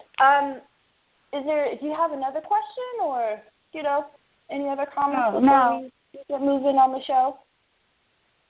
No. I just wanted to comment on the manifesting thing, and like you were talking about the different energies. So, no, nothing else important for tonight. Awesome. I know I appreciate you calling and always interacting with us. It's always, good to have other people's energies and bring it in, and of course answering questions that they may have. Always brings new things. Yeah, Bonnie, it's always good here. You don't sound as perked up as you normally do, though. You're like tired. Yeah, you should get some rest. And I'm really tired. Yeah, I have a whole bunch of projects that somehow ended up being due all at the same time this week, and then Jameson's party was Saturday, and that was busy, and yesterday, so it's just it's late, and I'm getting ready to wind down and go to bed myself so that I can try to get up and do some more tomorrow. But, well, get your rest. You deserve it, for sure. Thank you. Always good hearing from you, Bonnie. I'll catch you guys on Friday. Right. Yes, thank you, guys. All right. No problem. Talk to you later, Bonnie. Bye. All right, and we have someone else with their hand up. That's area code 203-1662, or the last 4 digits. What's going on? Hey, what's up? How you guys doing? We are good. How about yourself?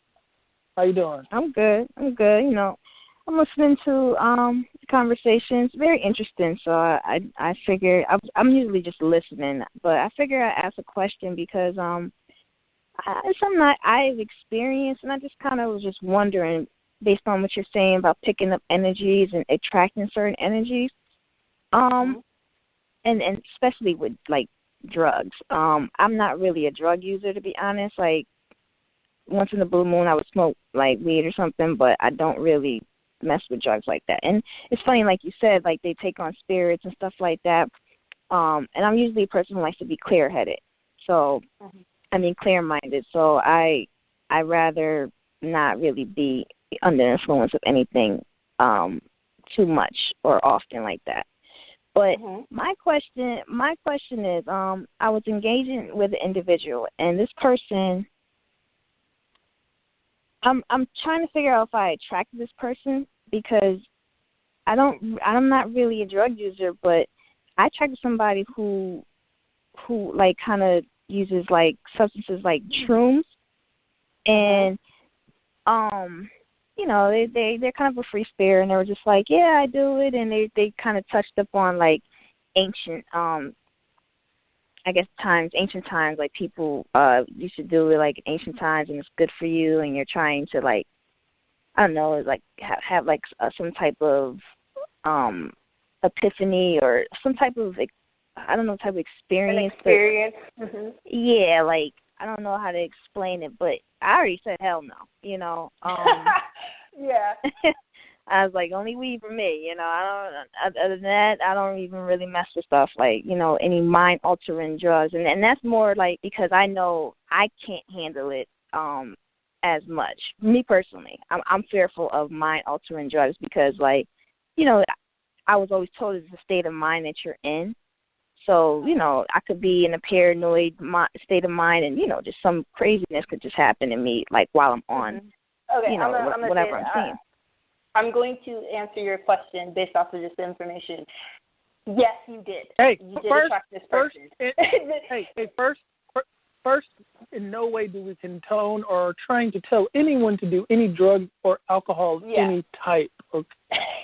Okay, go ahead.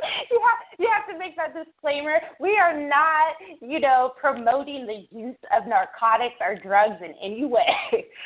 Or shrooms. And we do have an opinion. And I say this not in a negative way, because it is not something to be taken as, you know, negative. And the reason why I say that you attracted this person is because of the information they gave you. You know, it was more so on the aspect of healing versus the actual perception of what everybody else has been told. You know, people who take shrooms or do these, you know, psychedelic drugs, you know, are crazy.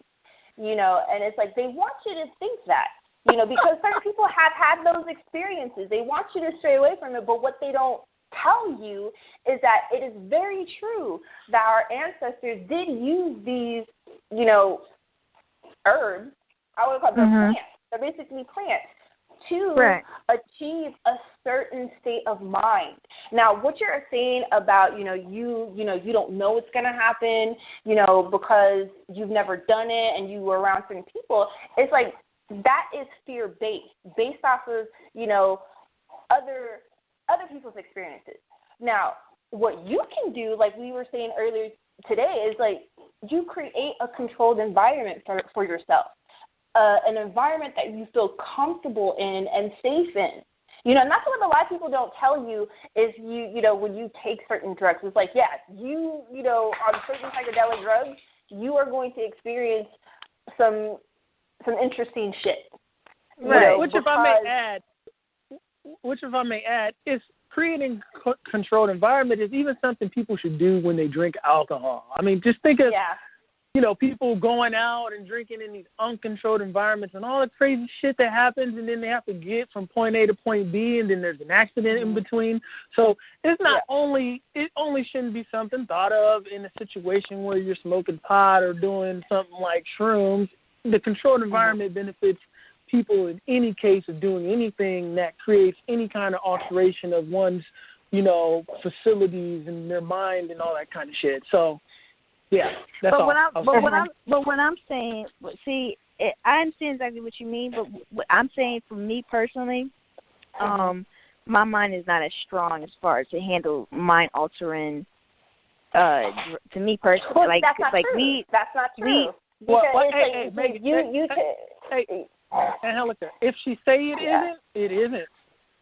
Yeah, that's what I'm trying to say. It's like you telling yourself that, you know, you mentally can't handle it is you already, you know, closing that off. state. My mind is restricted. It's like it's that fear of I don't know what's going to come up that scares people. It's like I don't know what's going to happen because it's like my mind, it's like you're so in so much control of your mind.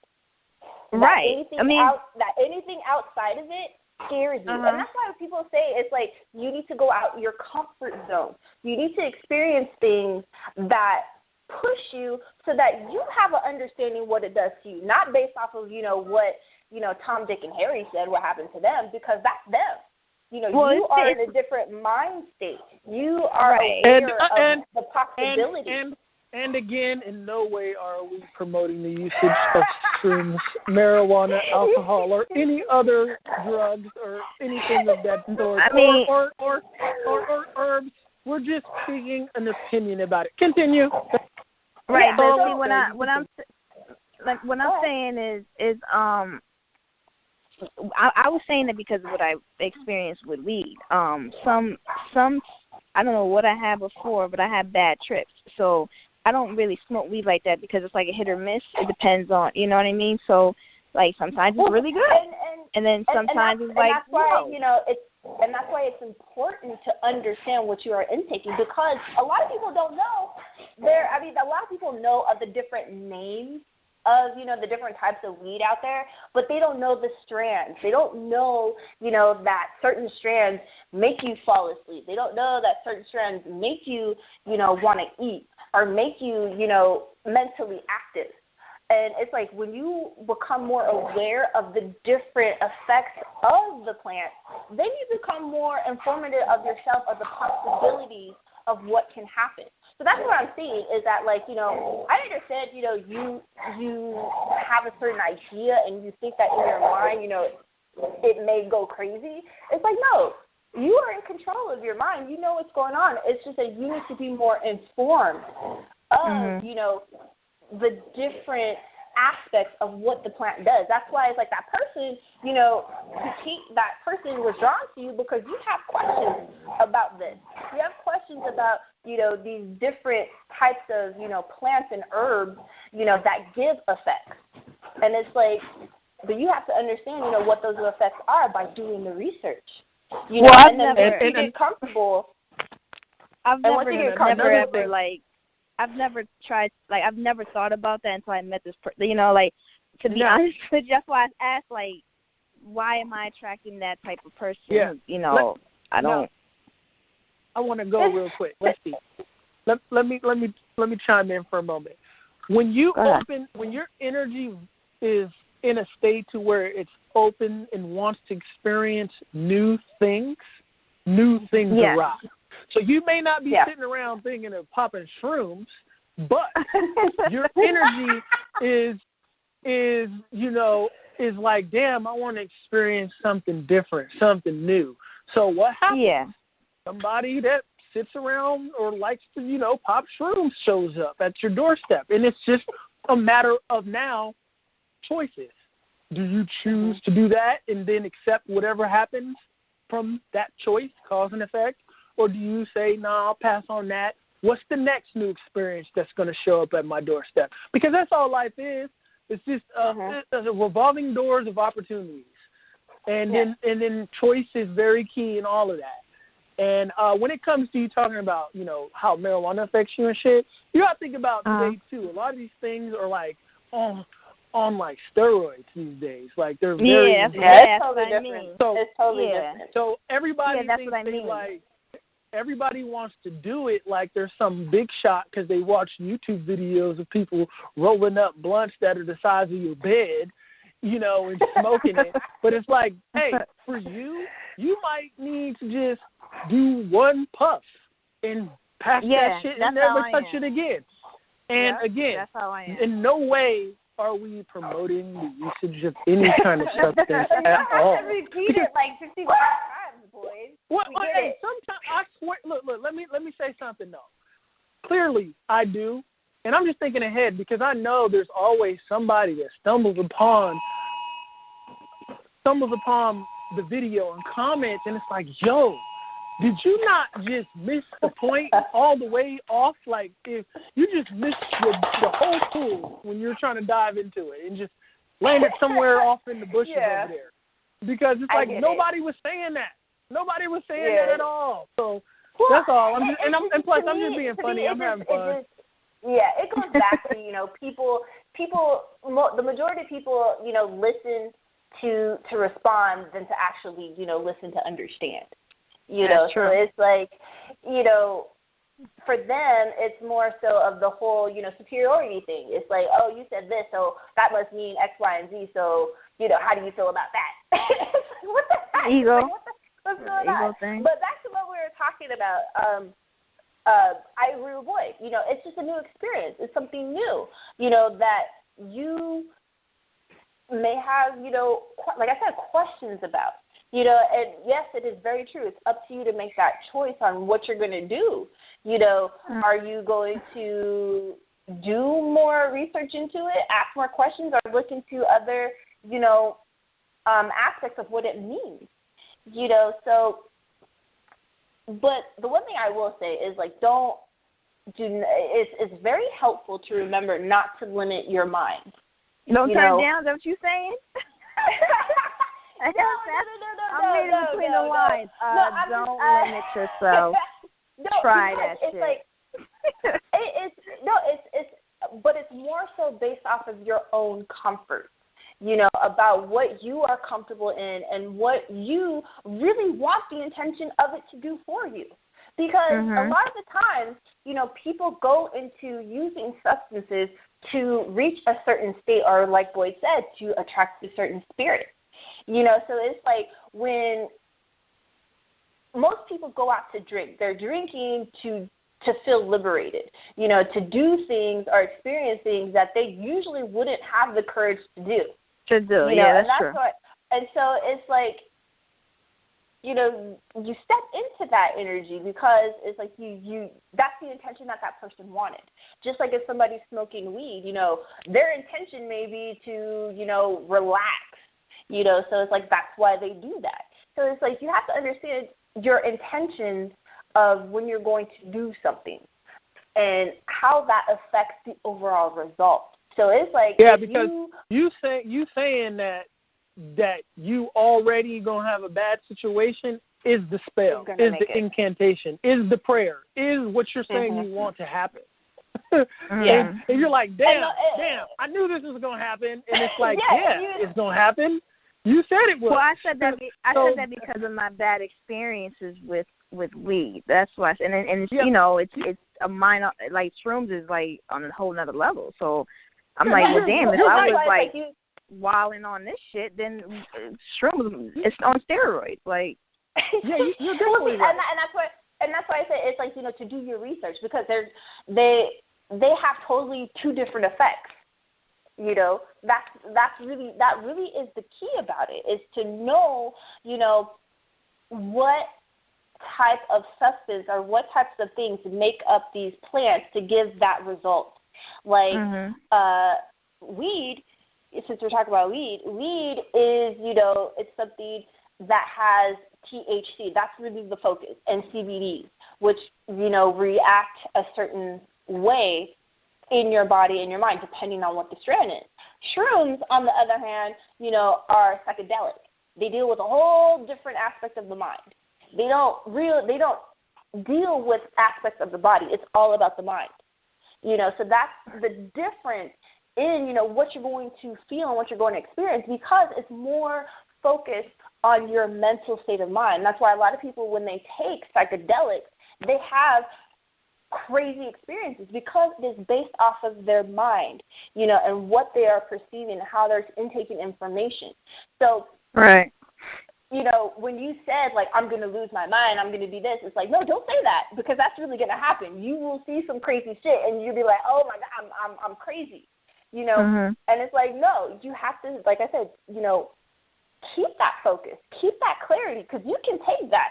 A lot of people think, like, when they do substances or, they do certain things, they lose control of their mind. It's like that's because they allow it to do that. They allow it to, basically fuzz their own focus on their mind. But it's like you can still do so. Believe me, I've been, in experiences where like I've seen some extremely, intoxicated people do the most sober shit. It's like you're just stumbling and now you're over here, doing cartwheels and flips. What the hell?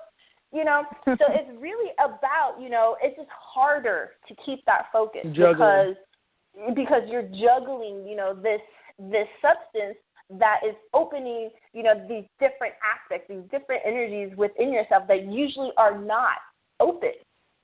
So it's like, it's like, think of it as like, kind of like, how they have like the water jets in the freaking, hot tub.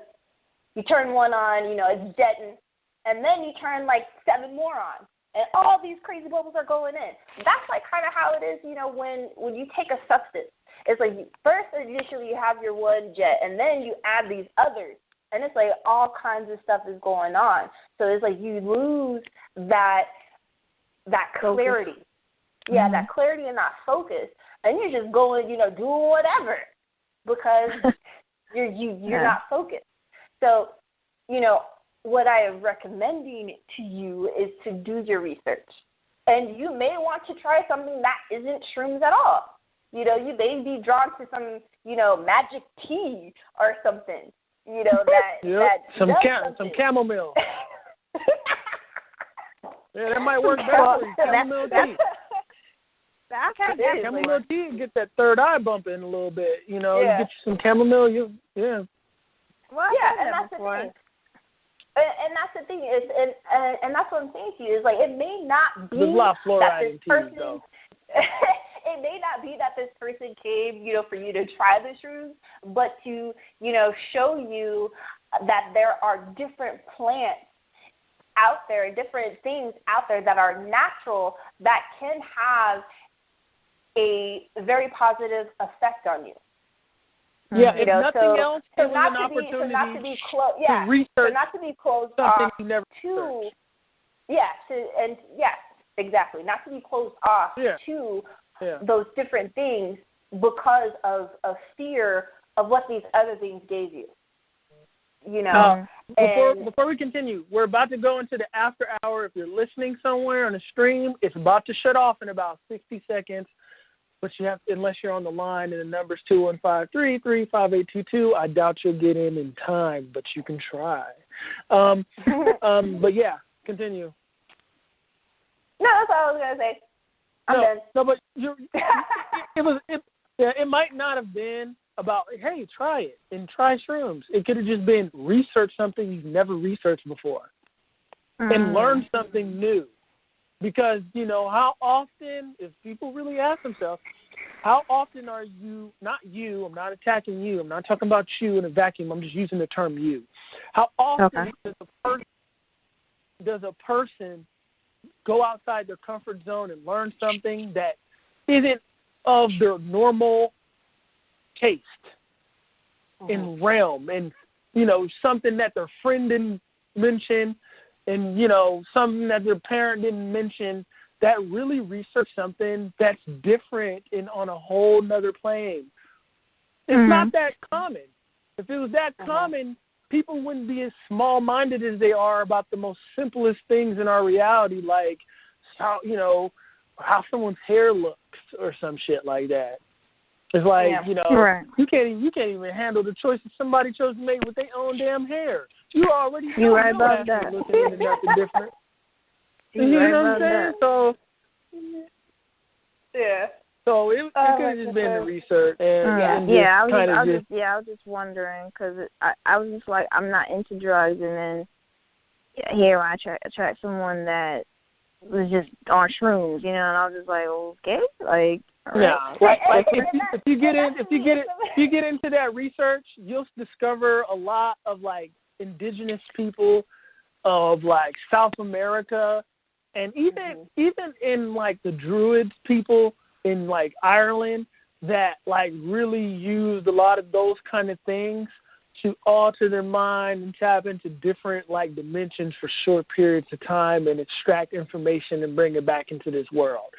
If anything else, if nothing else, you're going to learn a lot about a people that you thought were completely primitive and probably a little boring, and then you'll be like, wow, motherfuckers was cool in these, that they consider ancient and primitive and did like interesting ass shit. And, you just open up your, horizon to a whole nother a whole nother dimension, really. You know how many mounds there are in America that nobody gives a fuck about? Like pyramids. Pyramids in America that nobody gives a fuck about because they're so fixated on a vocalized area that has pyramids. But America has its own pyramids. They just call them mounds to throw you off. So you don't tie it to, Egypt and the pyramid complex in South America. They call them mounds. But they're fucking pyramids because they look very similar to the first pyramid, the step pyramid of Imhotep the First that you'll find in Egypt, but they didn't step it up. It's just one pyramid without a capstone, basically. It's basically like if you remove that eye on the back of the dollar bill and it wasn't made of brick, they used basically, ground, soil to build these pyramids. And they've lasted the test of time, and grass grows over them, and they're fucking sturdy, and they're all over America. Like, there's a lot in Georgia. There's a lot in Illinois.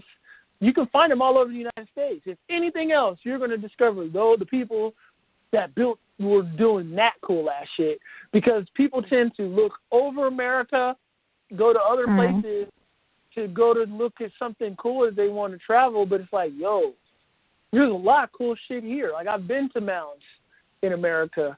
They're cool as shit. Like, they're really cool. And especially if I had the intent to connect, with the people that did it, because my bloodline is tied to America. You know what I'm saying? It's not like, but anyways. So I was more so like trying to connect to, that energy when I was going to those places. But if nothing else, you'll discover that. Like, you'll find out in South America, there's a group of people who, a lot of Europeans have traveled to South America to learn about medicine, right? They would go down there because in the Amazon and shit like that, there's a lot of tribes that had a lot of ways to heal themselves with certain things, and they would go down there like, yo, how'd you guys know to use this herb for this certain thing? Because they literally have a list of herbs that work for like different things, and they're like, coming in on a high horse, like, these people are primitive. Look at them, they're naked. They don't have Birkenstocks on. I'm just being funny, y'all. There's a comedian in me, so y'all gotta take that sometimes. You in a silly mode today, huh? Yeah. That spirit's on me, but I didn't have to take a substance to wake it up. You know what I'm saying? Anyway, but shots fired. But so that spirit's on me. So, but anyways, yeah, they go to South America and see that these people knew what herb, and it's like, how do you know that? Because if you take the wrong herb, you could kill yourself instantly. Fuck yourself all the way up. Okay, right? See? So they ask why. And you want to know? Let me get this out though, because this shit blew me away. What they told them when they said, "How do you know what to take?" They said, what they said is the fucking plants and the plants told us. And they said, "What you mean the plants told you what to take?" And they said, "We take a certain thing," and I'm not going to tell it because I don't want nobody thinking I'm trying to promote some shit on here. But if you do your research, you'll discover this on your own. They boil a certain herb and they drink it, and it takes them to a space to where they believe in their heart of hearts, whether you do or not, or anybody else, that they communicate with the plant life, and the plant life told them what herbs work for what, or whatever spirit that may be of the plant that you see in the physical as that inanimate plant. You see, there's a spirit behind everything. And to see, since the plant can't communicate you vocally, right, people think it can't communicate at all. but the plant still has an energy and a spirit behind it. So what these people, these indigenous people did is they figured out how to get themselves in the realm, just like you have an astral realm, dream realm, where you could talk to your ancestors and your damn self and, you know, entities, that they tapped into a realm where they can get their consciousness in the space to where they can communicate with the spirits of the environment, the plant life and shit. Yeah, it was cool as fuck, because shit like that's cool as shit to me. You know what I mean? I was like, yo, that's what's up.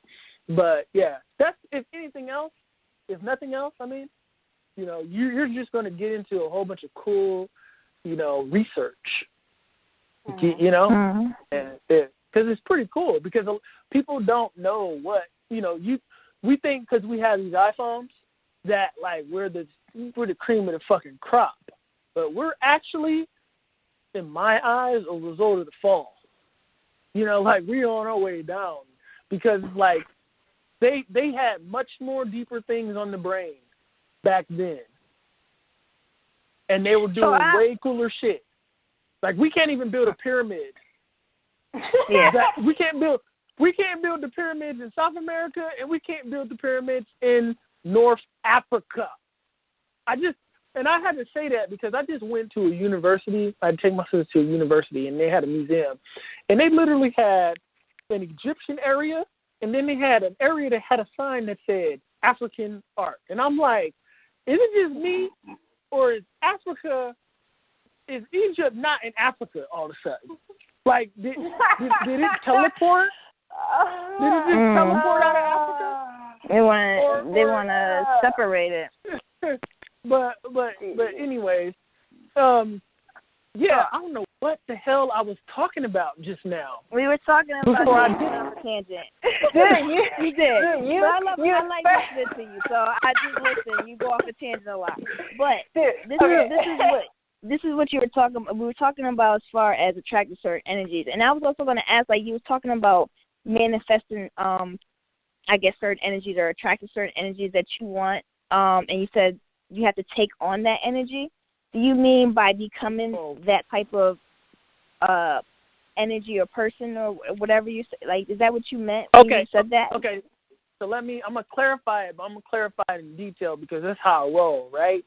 So when you get into, if you pick up like an Orisha book, for instance, I don't know if you have a notepad or notes in your phone, and just look up Orisha, right? Orisha. Can you spell that? Can you spell that? Angelica? Orisha.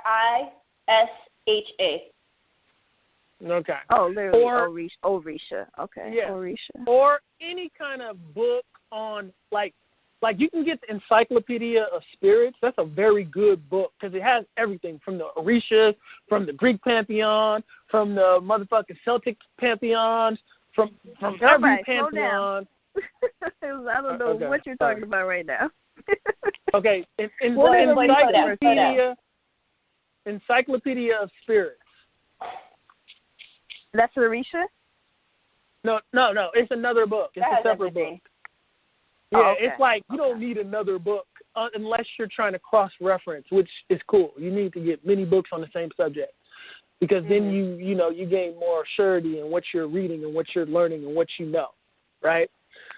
But so when you get one of these books, it's gonna let's say I don't know off the top because my Encyclopedia of Spirits is in Sarah's slow ass iPad, so I'm definitely not going to open that shit up and try to find this deity. Why are you talking about Sarah's stuff?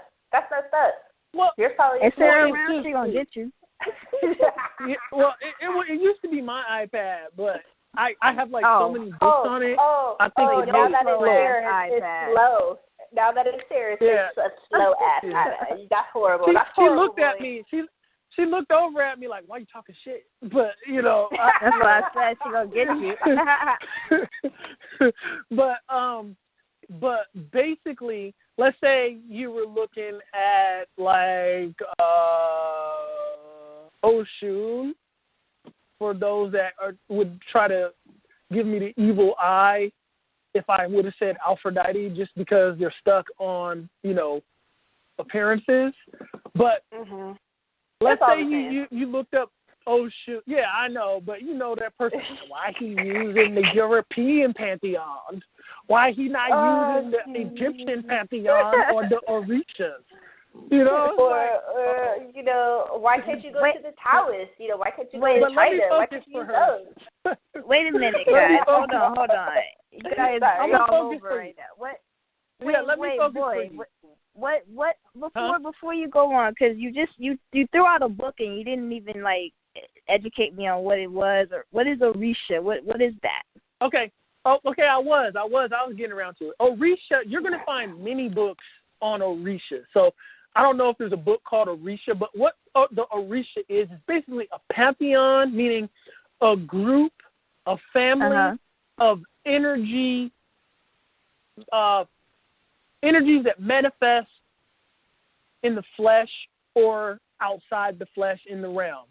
So you'll see something. That's why I was saying, I don't know if you're familiar with Aphrodite or, something like that. Yeah, or the Isis.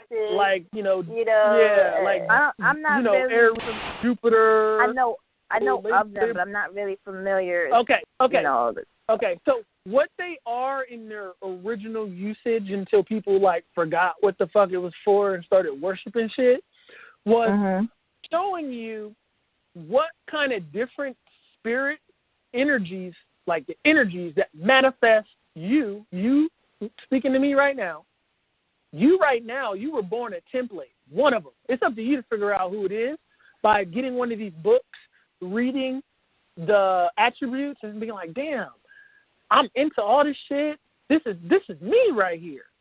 Because there's only, our ancestors defined that at the time, at least, there wasn't too many splices going on. So there were certain energy archetypes like avatars manifesting over and over again.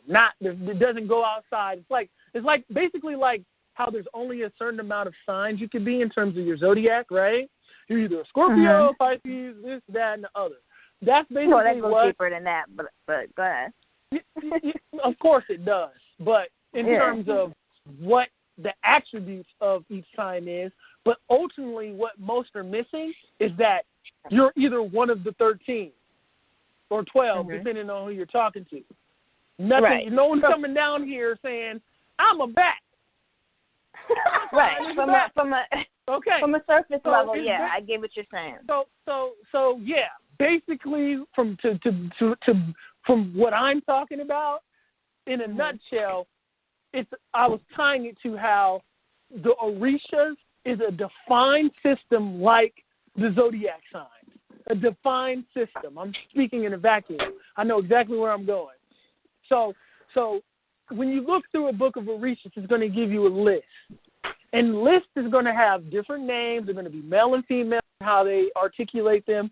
But there's also going to be a male and female of each one, because each one is manifesting on earth or as spirit, as male and female.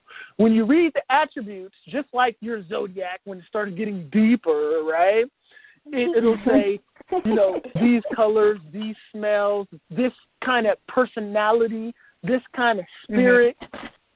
Ultimately, it's up to you to figure out which one you are. But what it'll also say is, this one is married or in union with this male representation of that, which shows you what that energy attracts. That energy attracts.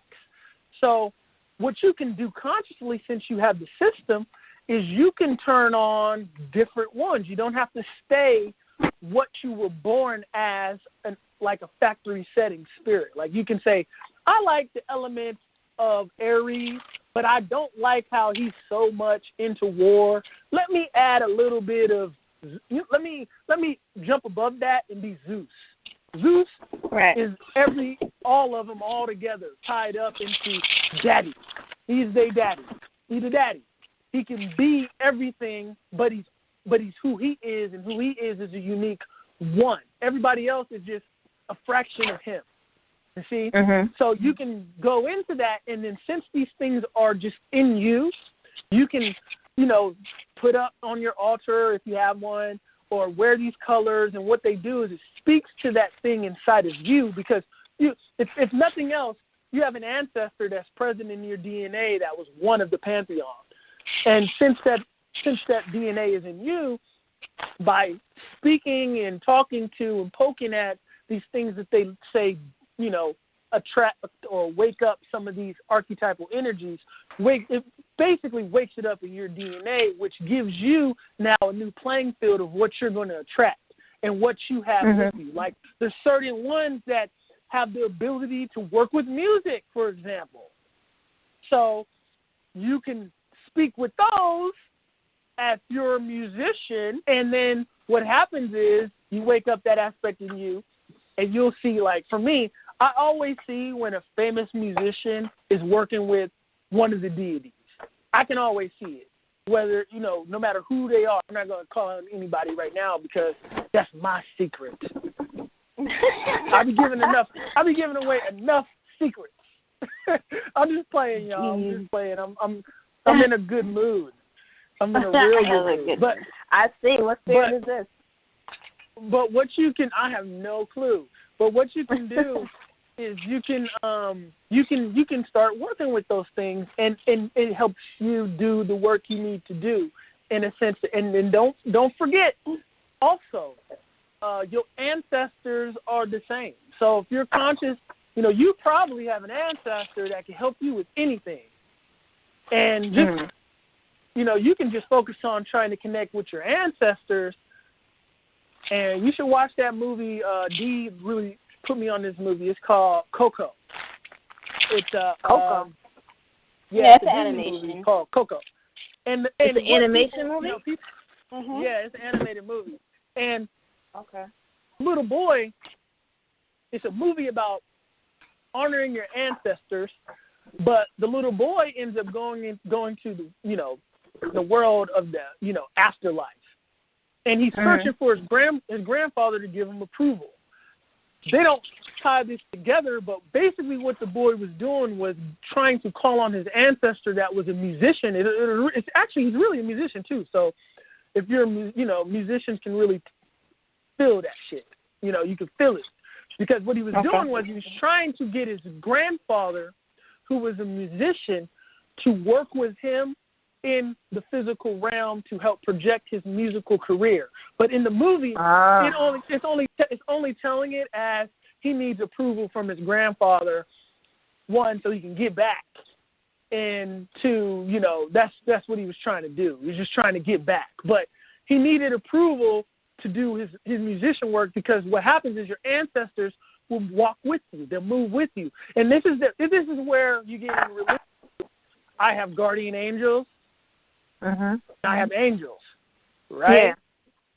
But they always make them some miscellaneous stranger kind of person that you don't even know how to call on them unless you're dealing with the pantheon of angels, like Michael, Gabriel. That's another pantheon. You can use that also, right? Well, I thought guardian angels were people who pass away and watch over us.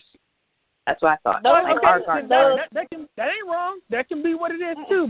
But you can also call on the archangels and lesser angels to be your guardians also.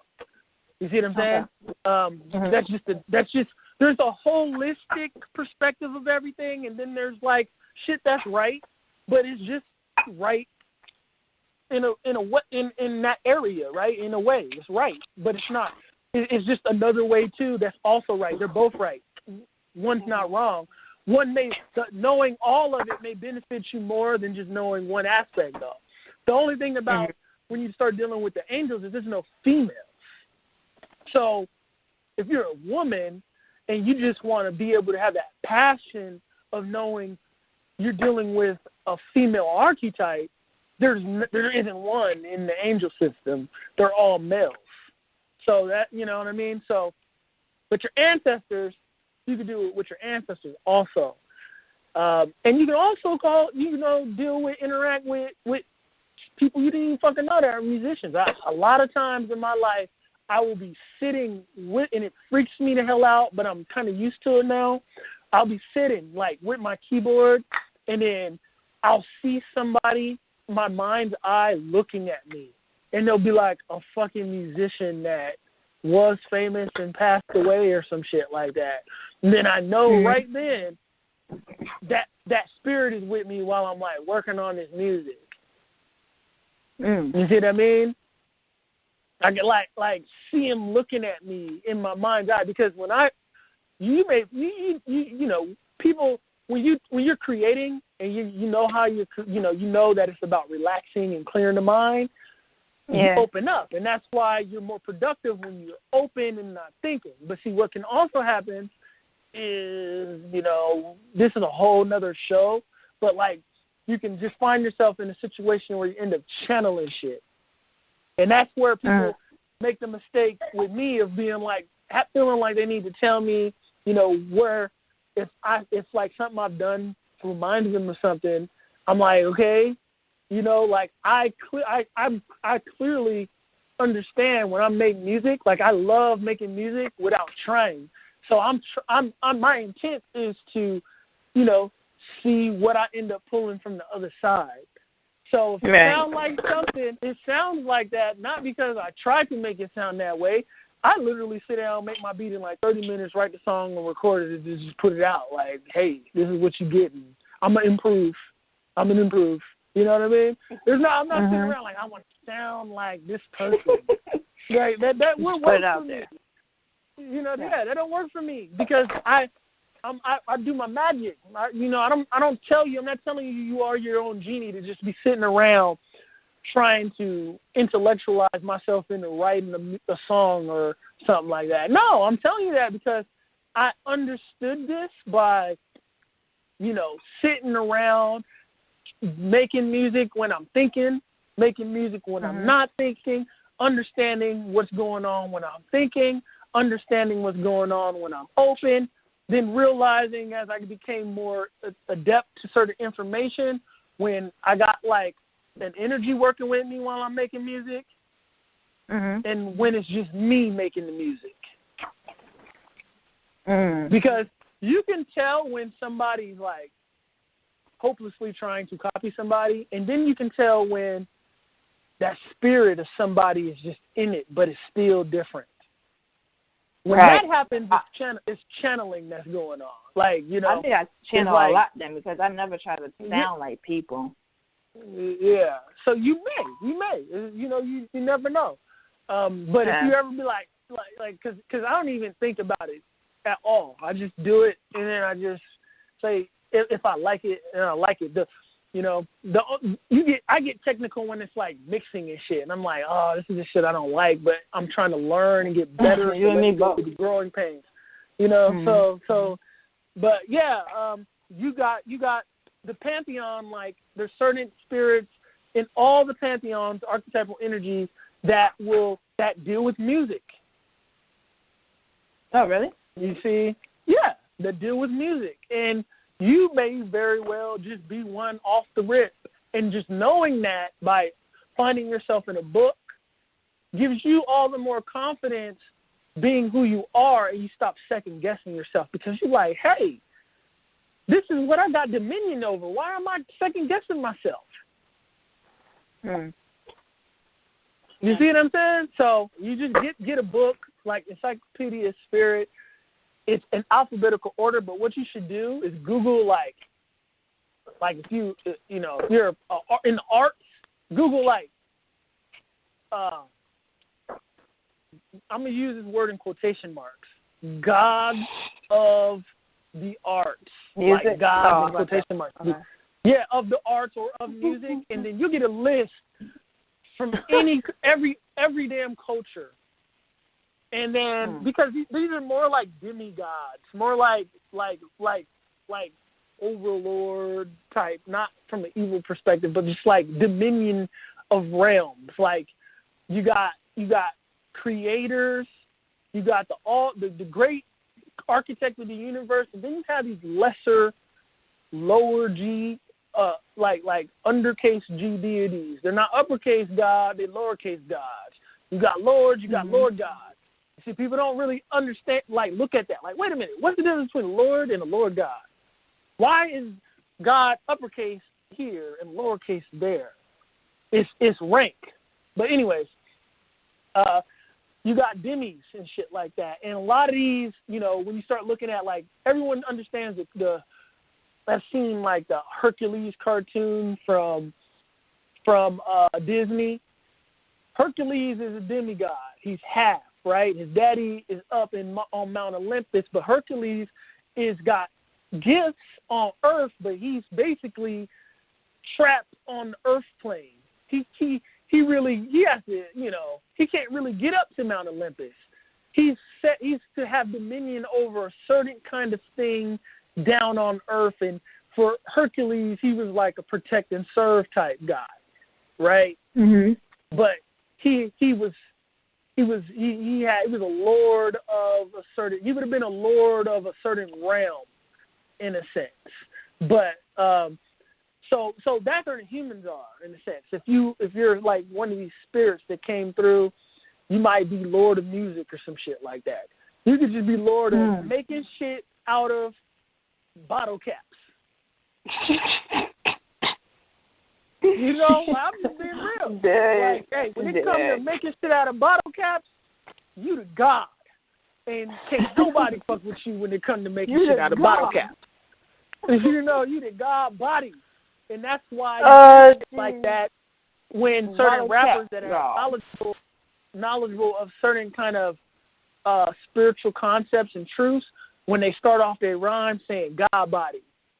When Jay-Z was like arm, leg, arm, body, or head, arm, body, says, I always fuck this up, but I know it's understood.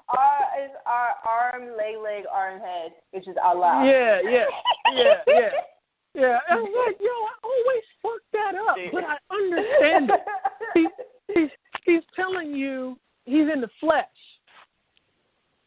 and he's all things tied up. And this is, somebody else can explain it a different way, but in essence, if you want to understand it and not have it so fucking complicated with someone that wants to sound smart by making shit extra complicated, because that's what most people do. They be like, no, actually, it means that this is that, and when this rises on the east, this is on this happens, and then on the west, this happens. It's like, yo, in essence, he's saying he's God in the flesh, and that's why he calls himself Jehovah.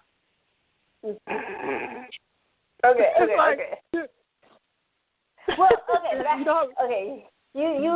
okay, boy, I'm gonna stop you because you have extremely gone off topic. I'm just saying. I haven't. She asked me a topic. She asked me a question about deity. No. I'm showing her. No. Hey, look. I was showing her in the realm a figure who's using deity and understanding of deity in his day-to-day life. Dude, I don't know what the hell you talking about, boy. Yeah, that's what I'm saying. It's like you told me what I bet you heard. I bet you know his name was always JD. He called himself Hove. Hove is short for Jehovah. Right. Boy. Okay. Okay. Back to what her question was. Her question was in regards to our comment or our statement in regards to taking on the energy of certain deities or certain people or certain aspects. That's what her question was. I was not off that. I showed her a physical person in the realm that does just that. Boy. I was not off that. He does it. He says it all the time. You went. Boy, I channel the spirit. But you can find him saying it. I'm here to keep us on track. So we're staying on track. I understand. I wasn't off topic. Going because it went into taking on certain energies, and you went into taking on certain deities and that energy, which led into the Orishas, which led into the different, pantheons and connections to a physical person. Knows I get that. That does it. Back to topic. In plain Back sight. to topic. And you can't see it. I was definitely on that. Boy, be quiet. In my opinion, or what's the easiest way for me to communicate this is when you are, or when we say taking on somebody else's energy, not taking it on and letting it consume you, but actually realizing what aspects of that particular deity, energy, or person is within yourself. So, like Boyd was saying, there are certain aspects of certain deities that we vibrate with more than others. So it's like those things, empower those aspects within our own self. So give an example, because I understand what you're saying, but give an example. I'm more of a person who needs more example. An example is Jay-Z calling himself Jehovah. Stop. Okay. The easiest way that I see it is when people listen to music, to get themselves into a certain mood. A certain mood, yeah. Right. So it's like if you want to, let's say you're going to the gym. So you're going to put on some music that is giving you high energy. Even though you have that energy within you, that type of music is just boosting that. So it's the same way as when you are, trying to connect to whatever deity, angel, ancestor, or spirit that you want to convey, or that you need help with. Just like Boyd was saying, there are certain deities that are responsible for arts and music. So it's like if you are, struggling creatively and you want to connect to that type of art energy, then, you focus on that Orisha. You do things, or you collect things, or as people say, you give offerings, whether it be like, a certain smell or a certain type of drink or a certain flower.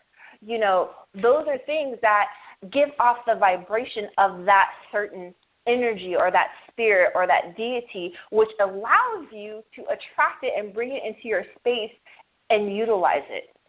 So it's just like, turning on a certain type of music. You're bringing in that vibration. You're attracting that energy in. It's the same thing, but it's just on a more energetic level. So that's what I'm saying. It's like when you do your research. People are bringing in music that don't serve them nothing, too. Like you listening to music. A lot of times people listening to music of a spirit that don't serve them, too. So it's like if your music is already where you normally are, it ain't serving you.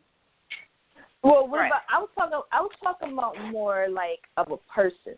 Say for me, I want to make more friends, but the people I've attracted, I'm not really satisfied with that, and I want to attract a different type of friend. Well, you have to figure out what type of friend. It's all about. I don't want to say it is about details. When it comes to manifesting, the more details, the better. Because you're getting really specific into that vibration, that attraction. So it's like you can say, I want to attract more friends. You get more friends, but you weren't really specific about what type of friends you wanted. Right.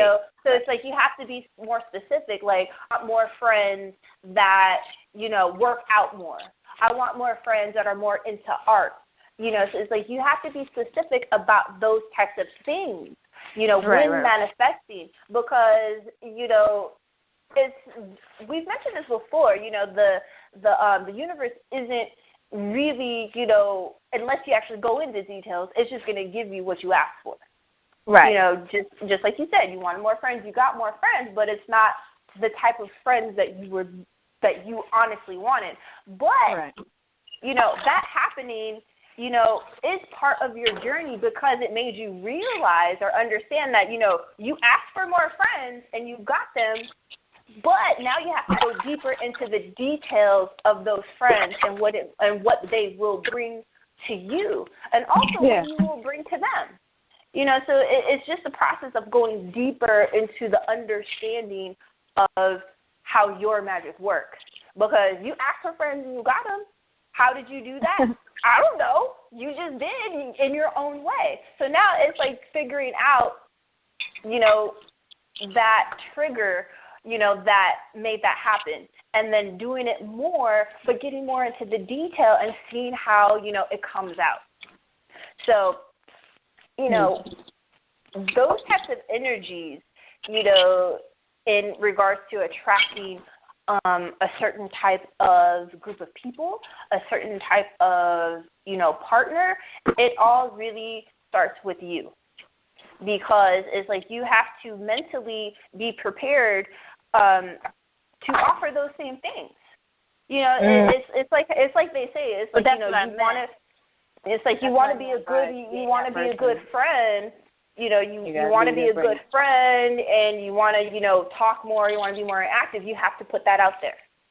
And it may be difficult. Yeah, and it may be difficult because it's out your comfort zone, and that's part of the challenge. Is doing things differently. Understanding the different aspects of how your reality works. It's not my reality. It's your world. Your little environment that you're living in, that's your world, that's your reality. So it's up to you to figure out, how you make it work. So, I don't want to say it. We always say this, but Boyd always says this, is that the universe is mental. And it's true. It all starts with your thoughts, all starts with, your intentions, and keeping that focus, which can be very difficult, with all these distractions that are going on in society now. So, just take it day by day. And I always like to suggest to people to set, like, little goals, little things that are very simple that other people take for granted. Like, for myself, when I wake up, I'm thankful and I'm excited that I have a roof over my head, that I have, my animals who are excited to spend the day with me. Those things that people take for granted will really accumulate, and then you start to notice more things, and just like we were talking about earlier, the whole, the whole mirror exercise, you talking to yourself, because you really have to create that mental space, of good, flowing, positive energy within your mind in order to attract that into your physical space, So that person that, like we were talking about earlier, that you attracted, like Boyd said, it may be that you're trying to have new experiences or, like you said, have new friends. And that means, doing different things outside of your comfort zone. I know damn true. But ultimately it is your choice. And it is those choices that, give a certain or I guess you can say result in a certain thing. It's like, you met this person that does shrooms. You're not going to do shrooms, but that doesn't take away from the fact, that maybe this person was cool to hang around. I'm just not going to do shrooms with them or, whatever, but we could maybe go, to an art museum or something. It's just those different things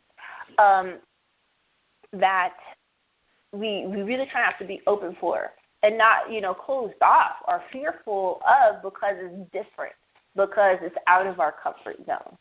It's like if we weren't pushed to change or evolve, we would still be kids. We would still be children. We wouldn't, be adults. We would still be kids.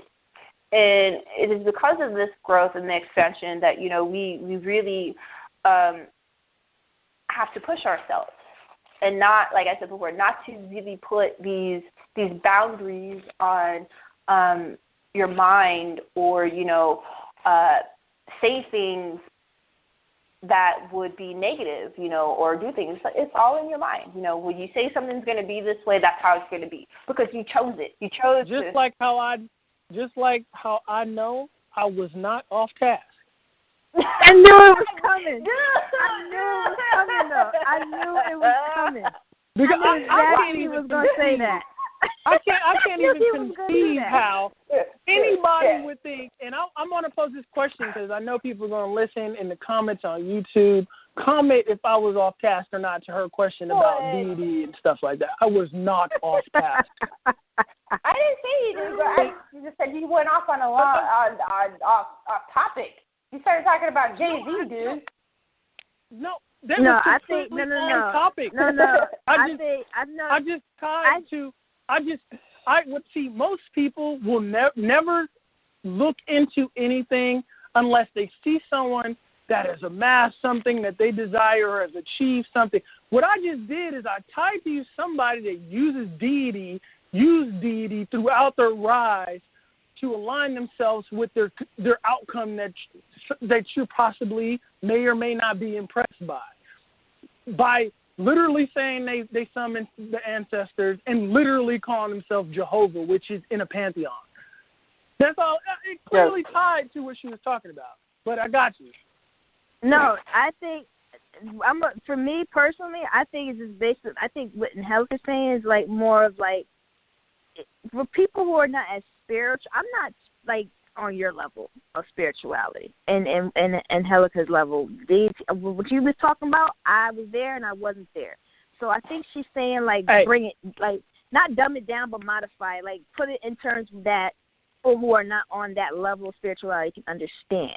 Because you were just talking about certain things, and I was like, okay, I don't know what the hell that means, but I'm gonna just let you talk. You know what I mean? But because I didn't want to interrupt you at every little thing you said. So I think that's what she meant. Like you're going off a tangent in a certain aspect as I don't get what you're talking about. Definitely, I understand, but I definitely don't agree. But because in the same breath, someone to say, put yourself around people that know more than you. But you're not going to put your ass in the presence of somebody that you perceive knows more than you, and then tell them to not speak and think the way they naturally think. That makes no sense. So what I normally do is I'll watch things before I can conceive it and listen to people that clearly know more than me from, a conscious mind perspective. Since you know everything you're going to know already, it's just like you've forgotten it. And then I take notes and then I look into things they say. I don't be like, dumb it down, bro. No, because if someone introduces you to something that's beyond your consumption, that's only right now. And if you had never heard about it, if they didn't bring it up, you would still have never heard about it. So even if you don't understand it when it's brought up, the fact that it's brought up, at least it's on your radar. Therefore, you at least now have, eventually you'll understand something. But I get what you're saying, but I will never agree to, the whole concept of dumbing it down. Agree to disagree. But I was just saying, I'm just talking about comprehension. Like, if I'm asking a question and you're trying to answer my question, I would believe that you would try to answer in a way that I can comprehend, because then there's lack of communication. I don't know what you're talking about, so I'm like, okay, I'm answer the best way I can. The best way I can. I understand, but I understand. To me, though, my comprehension, I'm just like, okay, I don't really understand. So my answer is not really being. I mean, my question is not really being answered. It's still, you know what I'm saying? It's a lack of communication for me, personally. That's what I feel like what Angelica meant at the time. It's just kind of. She might have. If she meant that, then she's also saying that you skipped a grade then. Calm down, boy. Calm down. Calm? What you mean calm down? I'm not even like mad or nothing like that. Okay. That's basically what you both are saying. It's like no. But see, my mom. They said, look, I'm a teach you how to swim, catch you, jump in the pool, and then they moved out the way. No, okay. And then I was sitting there. You mentioned in the pool. Okay. You mentioned in somebody trying to learn. Okay, I'm gonna give you an example. So, but hey, boy, ultimately the perspective I'm gonna give you of an the both example. of us. I'm gonna give you an example, just so you can kind of maybe understand, what's going on. You mentioned learning how to swim. I'm at the pool. I'm standing at the edge. Let's say Sarah's in the pool. Go ahead, jump in. I'm gonna teach you how to swim. I'll catch you. Here comes boy, pushes me in the pool. Like, what the? That's the example. Is that, like, not it's at all the same thing at all. No, it's not the same thing. Boy, what There's I'm no seeing way you'll is convince me. that it's like. There's no way you'll convince me that it's the same thing. But I get what you're saying, and I understand your perspective. But, this is a prime example of the things we talk about on the show on how the universe is mental. You're saying that it was too complicated and expecting me to agree, but yet my universe is mental, therefore I don't have to agree. Was that hard to understand? That was easy. So I'm people are not going to get your message that you. I'm not trying to be a revolutionary. I'm having a conversation. No, but I'm not disagreeing with any of the information that you gave, how you gave it, or anything. What I am, trying. I don't want to say trying, but the whole thing is that when somebody doesn't fully understand or comprehend certain words, just like you tell me sometimes. That's why you stop me and go into details about, a certain word that I said or a certain, category or something. You break it down. She was doing fine stopping me when I got to something she didn't understand. She would say, "What do you mean?" And that was going well. And I was doing my best, right? But it got, it got so overwhelming that it just stopped. Like, it's that she was no longer understanding it, and then she agreed, which she could have possibly not been understanding the whole time. But I know once she put it out there, then she was like, yeah, it was like going over my head. But for the moment, she was like, what does that mean? And then I'll jump into that. But whatever. This call take tonight, right? Yeah, and that's why it was like on she said, one right now. That's why it's like after a certain point she stopped asking because it was going to be so much, and because you stopped and explained everything, and that drives you into a whole different tangent because you get into that realm. That's what I'm saying. It's like there's nothing wrong with the information that you were getting. It was just so overwhelming that you couldn't take it in all at once. Okay. Now, I like that, but that's why this playback. When I listen to people all the time. Don't call me tomorrow about this. So when I don't call me tomorrow about it. I play it back. Oh my God! Play it back. That's why it's recorded, so you can play it back and be like, "Wait a minute, oh, okay," because I do it all the time. But I get what you guys are saying. At the same time, I'm like, whatever. You know what I'm saying? It's like this charity, nigga. And that's the thing. It's like and that's the thing. We're not saying there's nothing wrong with it. Nothing at all. That is boy. That's why it's like I had to step in and like, boy, okay, you're going off. You can't be like telling them. You can't. The one thing you can't do is be like, be yourself, and then be like, don't be yourself. We didn't say not be yourself. We just say, hey, okay. Kinda. It was like on the element. No, I did it. I was like, boy, you went off on a little. You went overboard a little. So you got to kind of bring it back to where we started. I didn't say change. Relative. We let you go. We let you continue to play everything. The thing is, though, that's a relative perspective. Like, though she may not have got it, she pushed me to a place where obviously the spirit was leading me to go. So somebody that would listen to Megan was only a catalyst for whatever I was going to say. But though she didn't understand it, someone that will hear it on the playback later on that may have been like in a space where, because this happens all the time in the comments, people be like, yo, that thing right there in that one area gave me clarity on something I was thinking about all week. So though she didn't get it, the flow of it all, I go with the flow. That's why I don't say, I go with the flow. We the flow. We are not arguing that at all. We are not. I'm cool. There's no. Why y'all acting like I'm mad or something? Because you are. No, I'm not. We're not. No, boy. Y'all acting like that. Y'all acting like that lady that sees somebody with colored skin and immediately think you angry and like grab her purse like you want it or something. I'm chilling. No, boy. Because we going back and forth like, all right, agree, disagree. It's over. That's what I'm saying.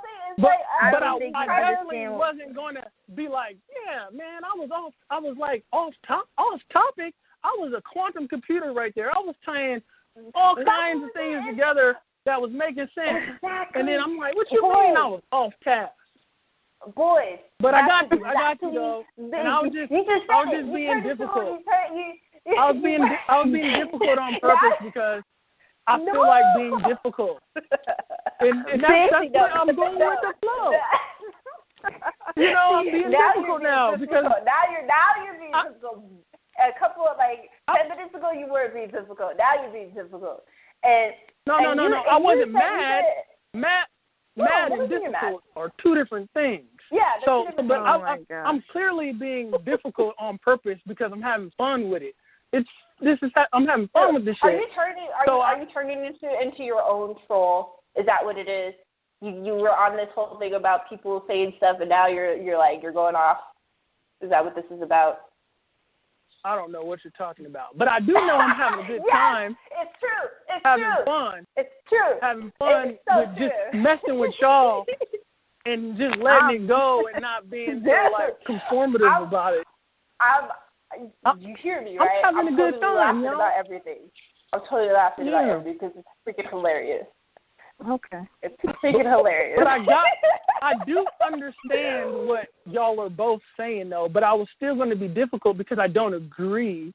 But, see, that's the thing people need to understand. Like, you can, it's okay to hold your ground and it not be considered an argument where people are mad. See, that's a childish thing. Like, just because I'm going to hold my ground on what I believe I was doing doesn't mean that I'm in my emotions about it.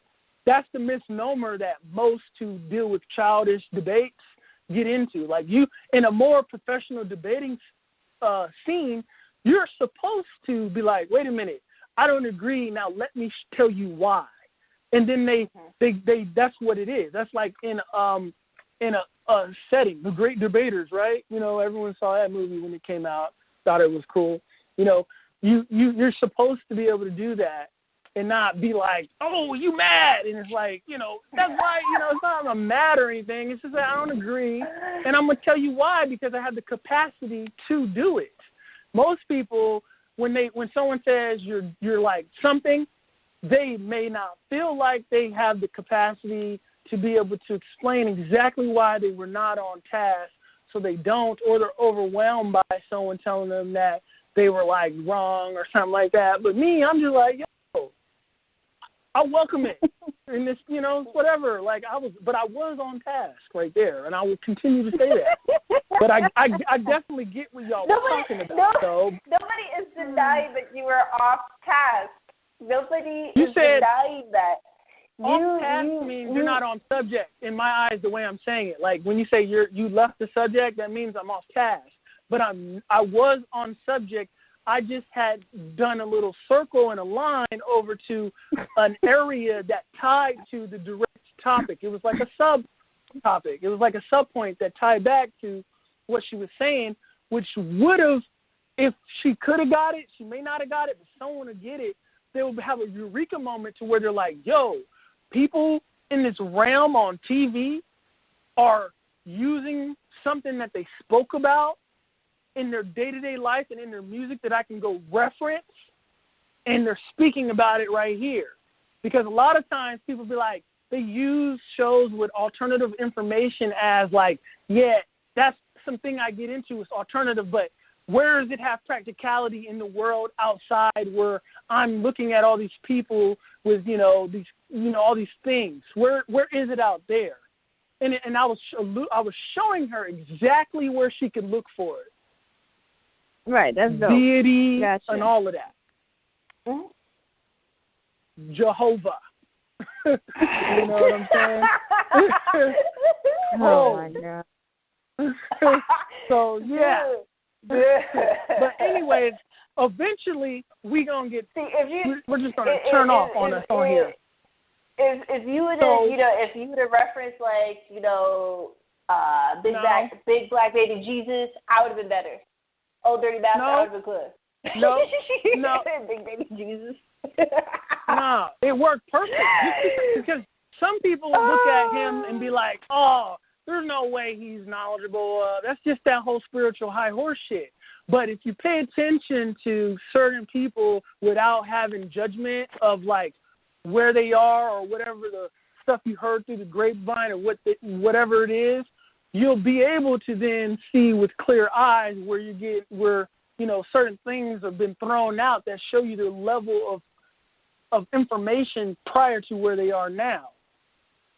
And that's all I was doing. Like, though somebody's like, there's no way Jay-Z is spiritual, I would beg to defer because I've listened.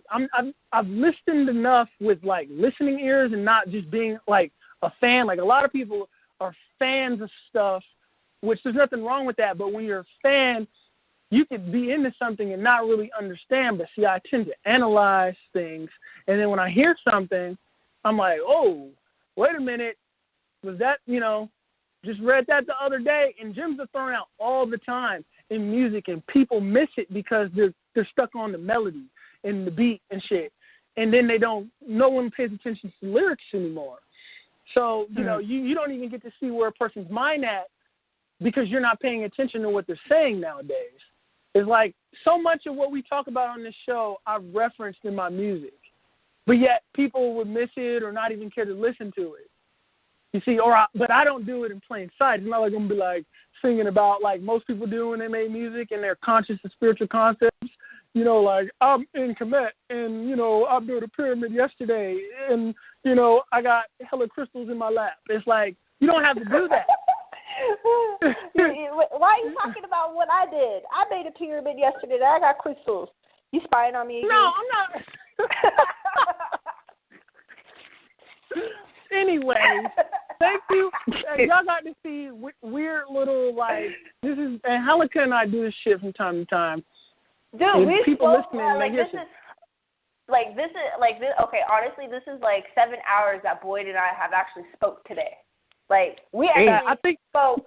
I think we reached our point where we're going to bump heads like a married couple or some shit. It was one of those points where, people been around each other too long, they'd be like, fuck you. But they don't really hate each other. They just like, it's like, damn, I didn't hurt this motherfucker's voice for 60 years. Get your ass away from me. But I love you. I've heard Boyd just about all day today.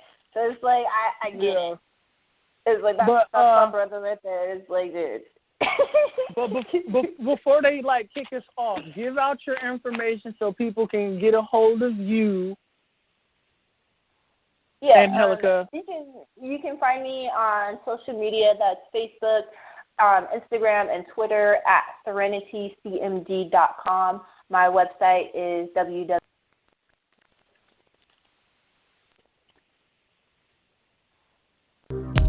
I'll take the night, I'll take the night, I'll take the night, I'll take the night, I'll take the night, I'll take the night, I'll take the night, I'll take the night, 'cause you have a heart that's divine, deserving you all, girl, you're mine, eternity's ours, yeah, you're mine. We'll live our lives, I'll take the night.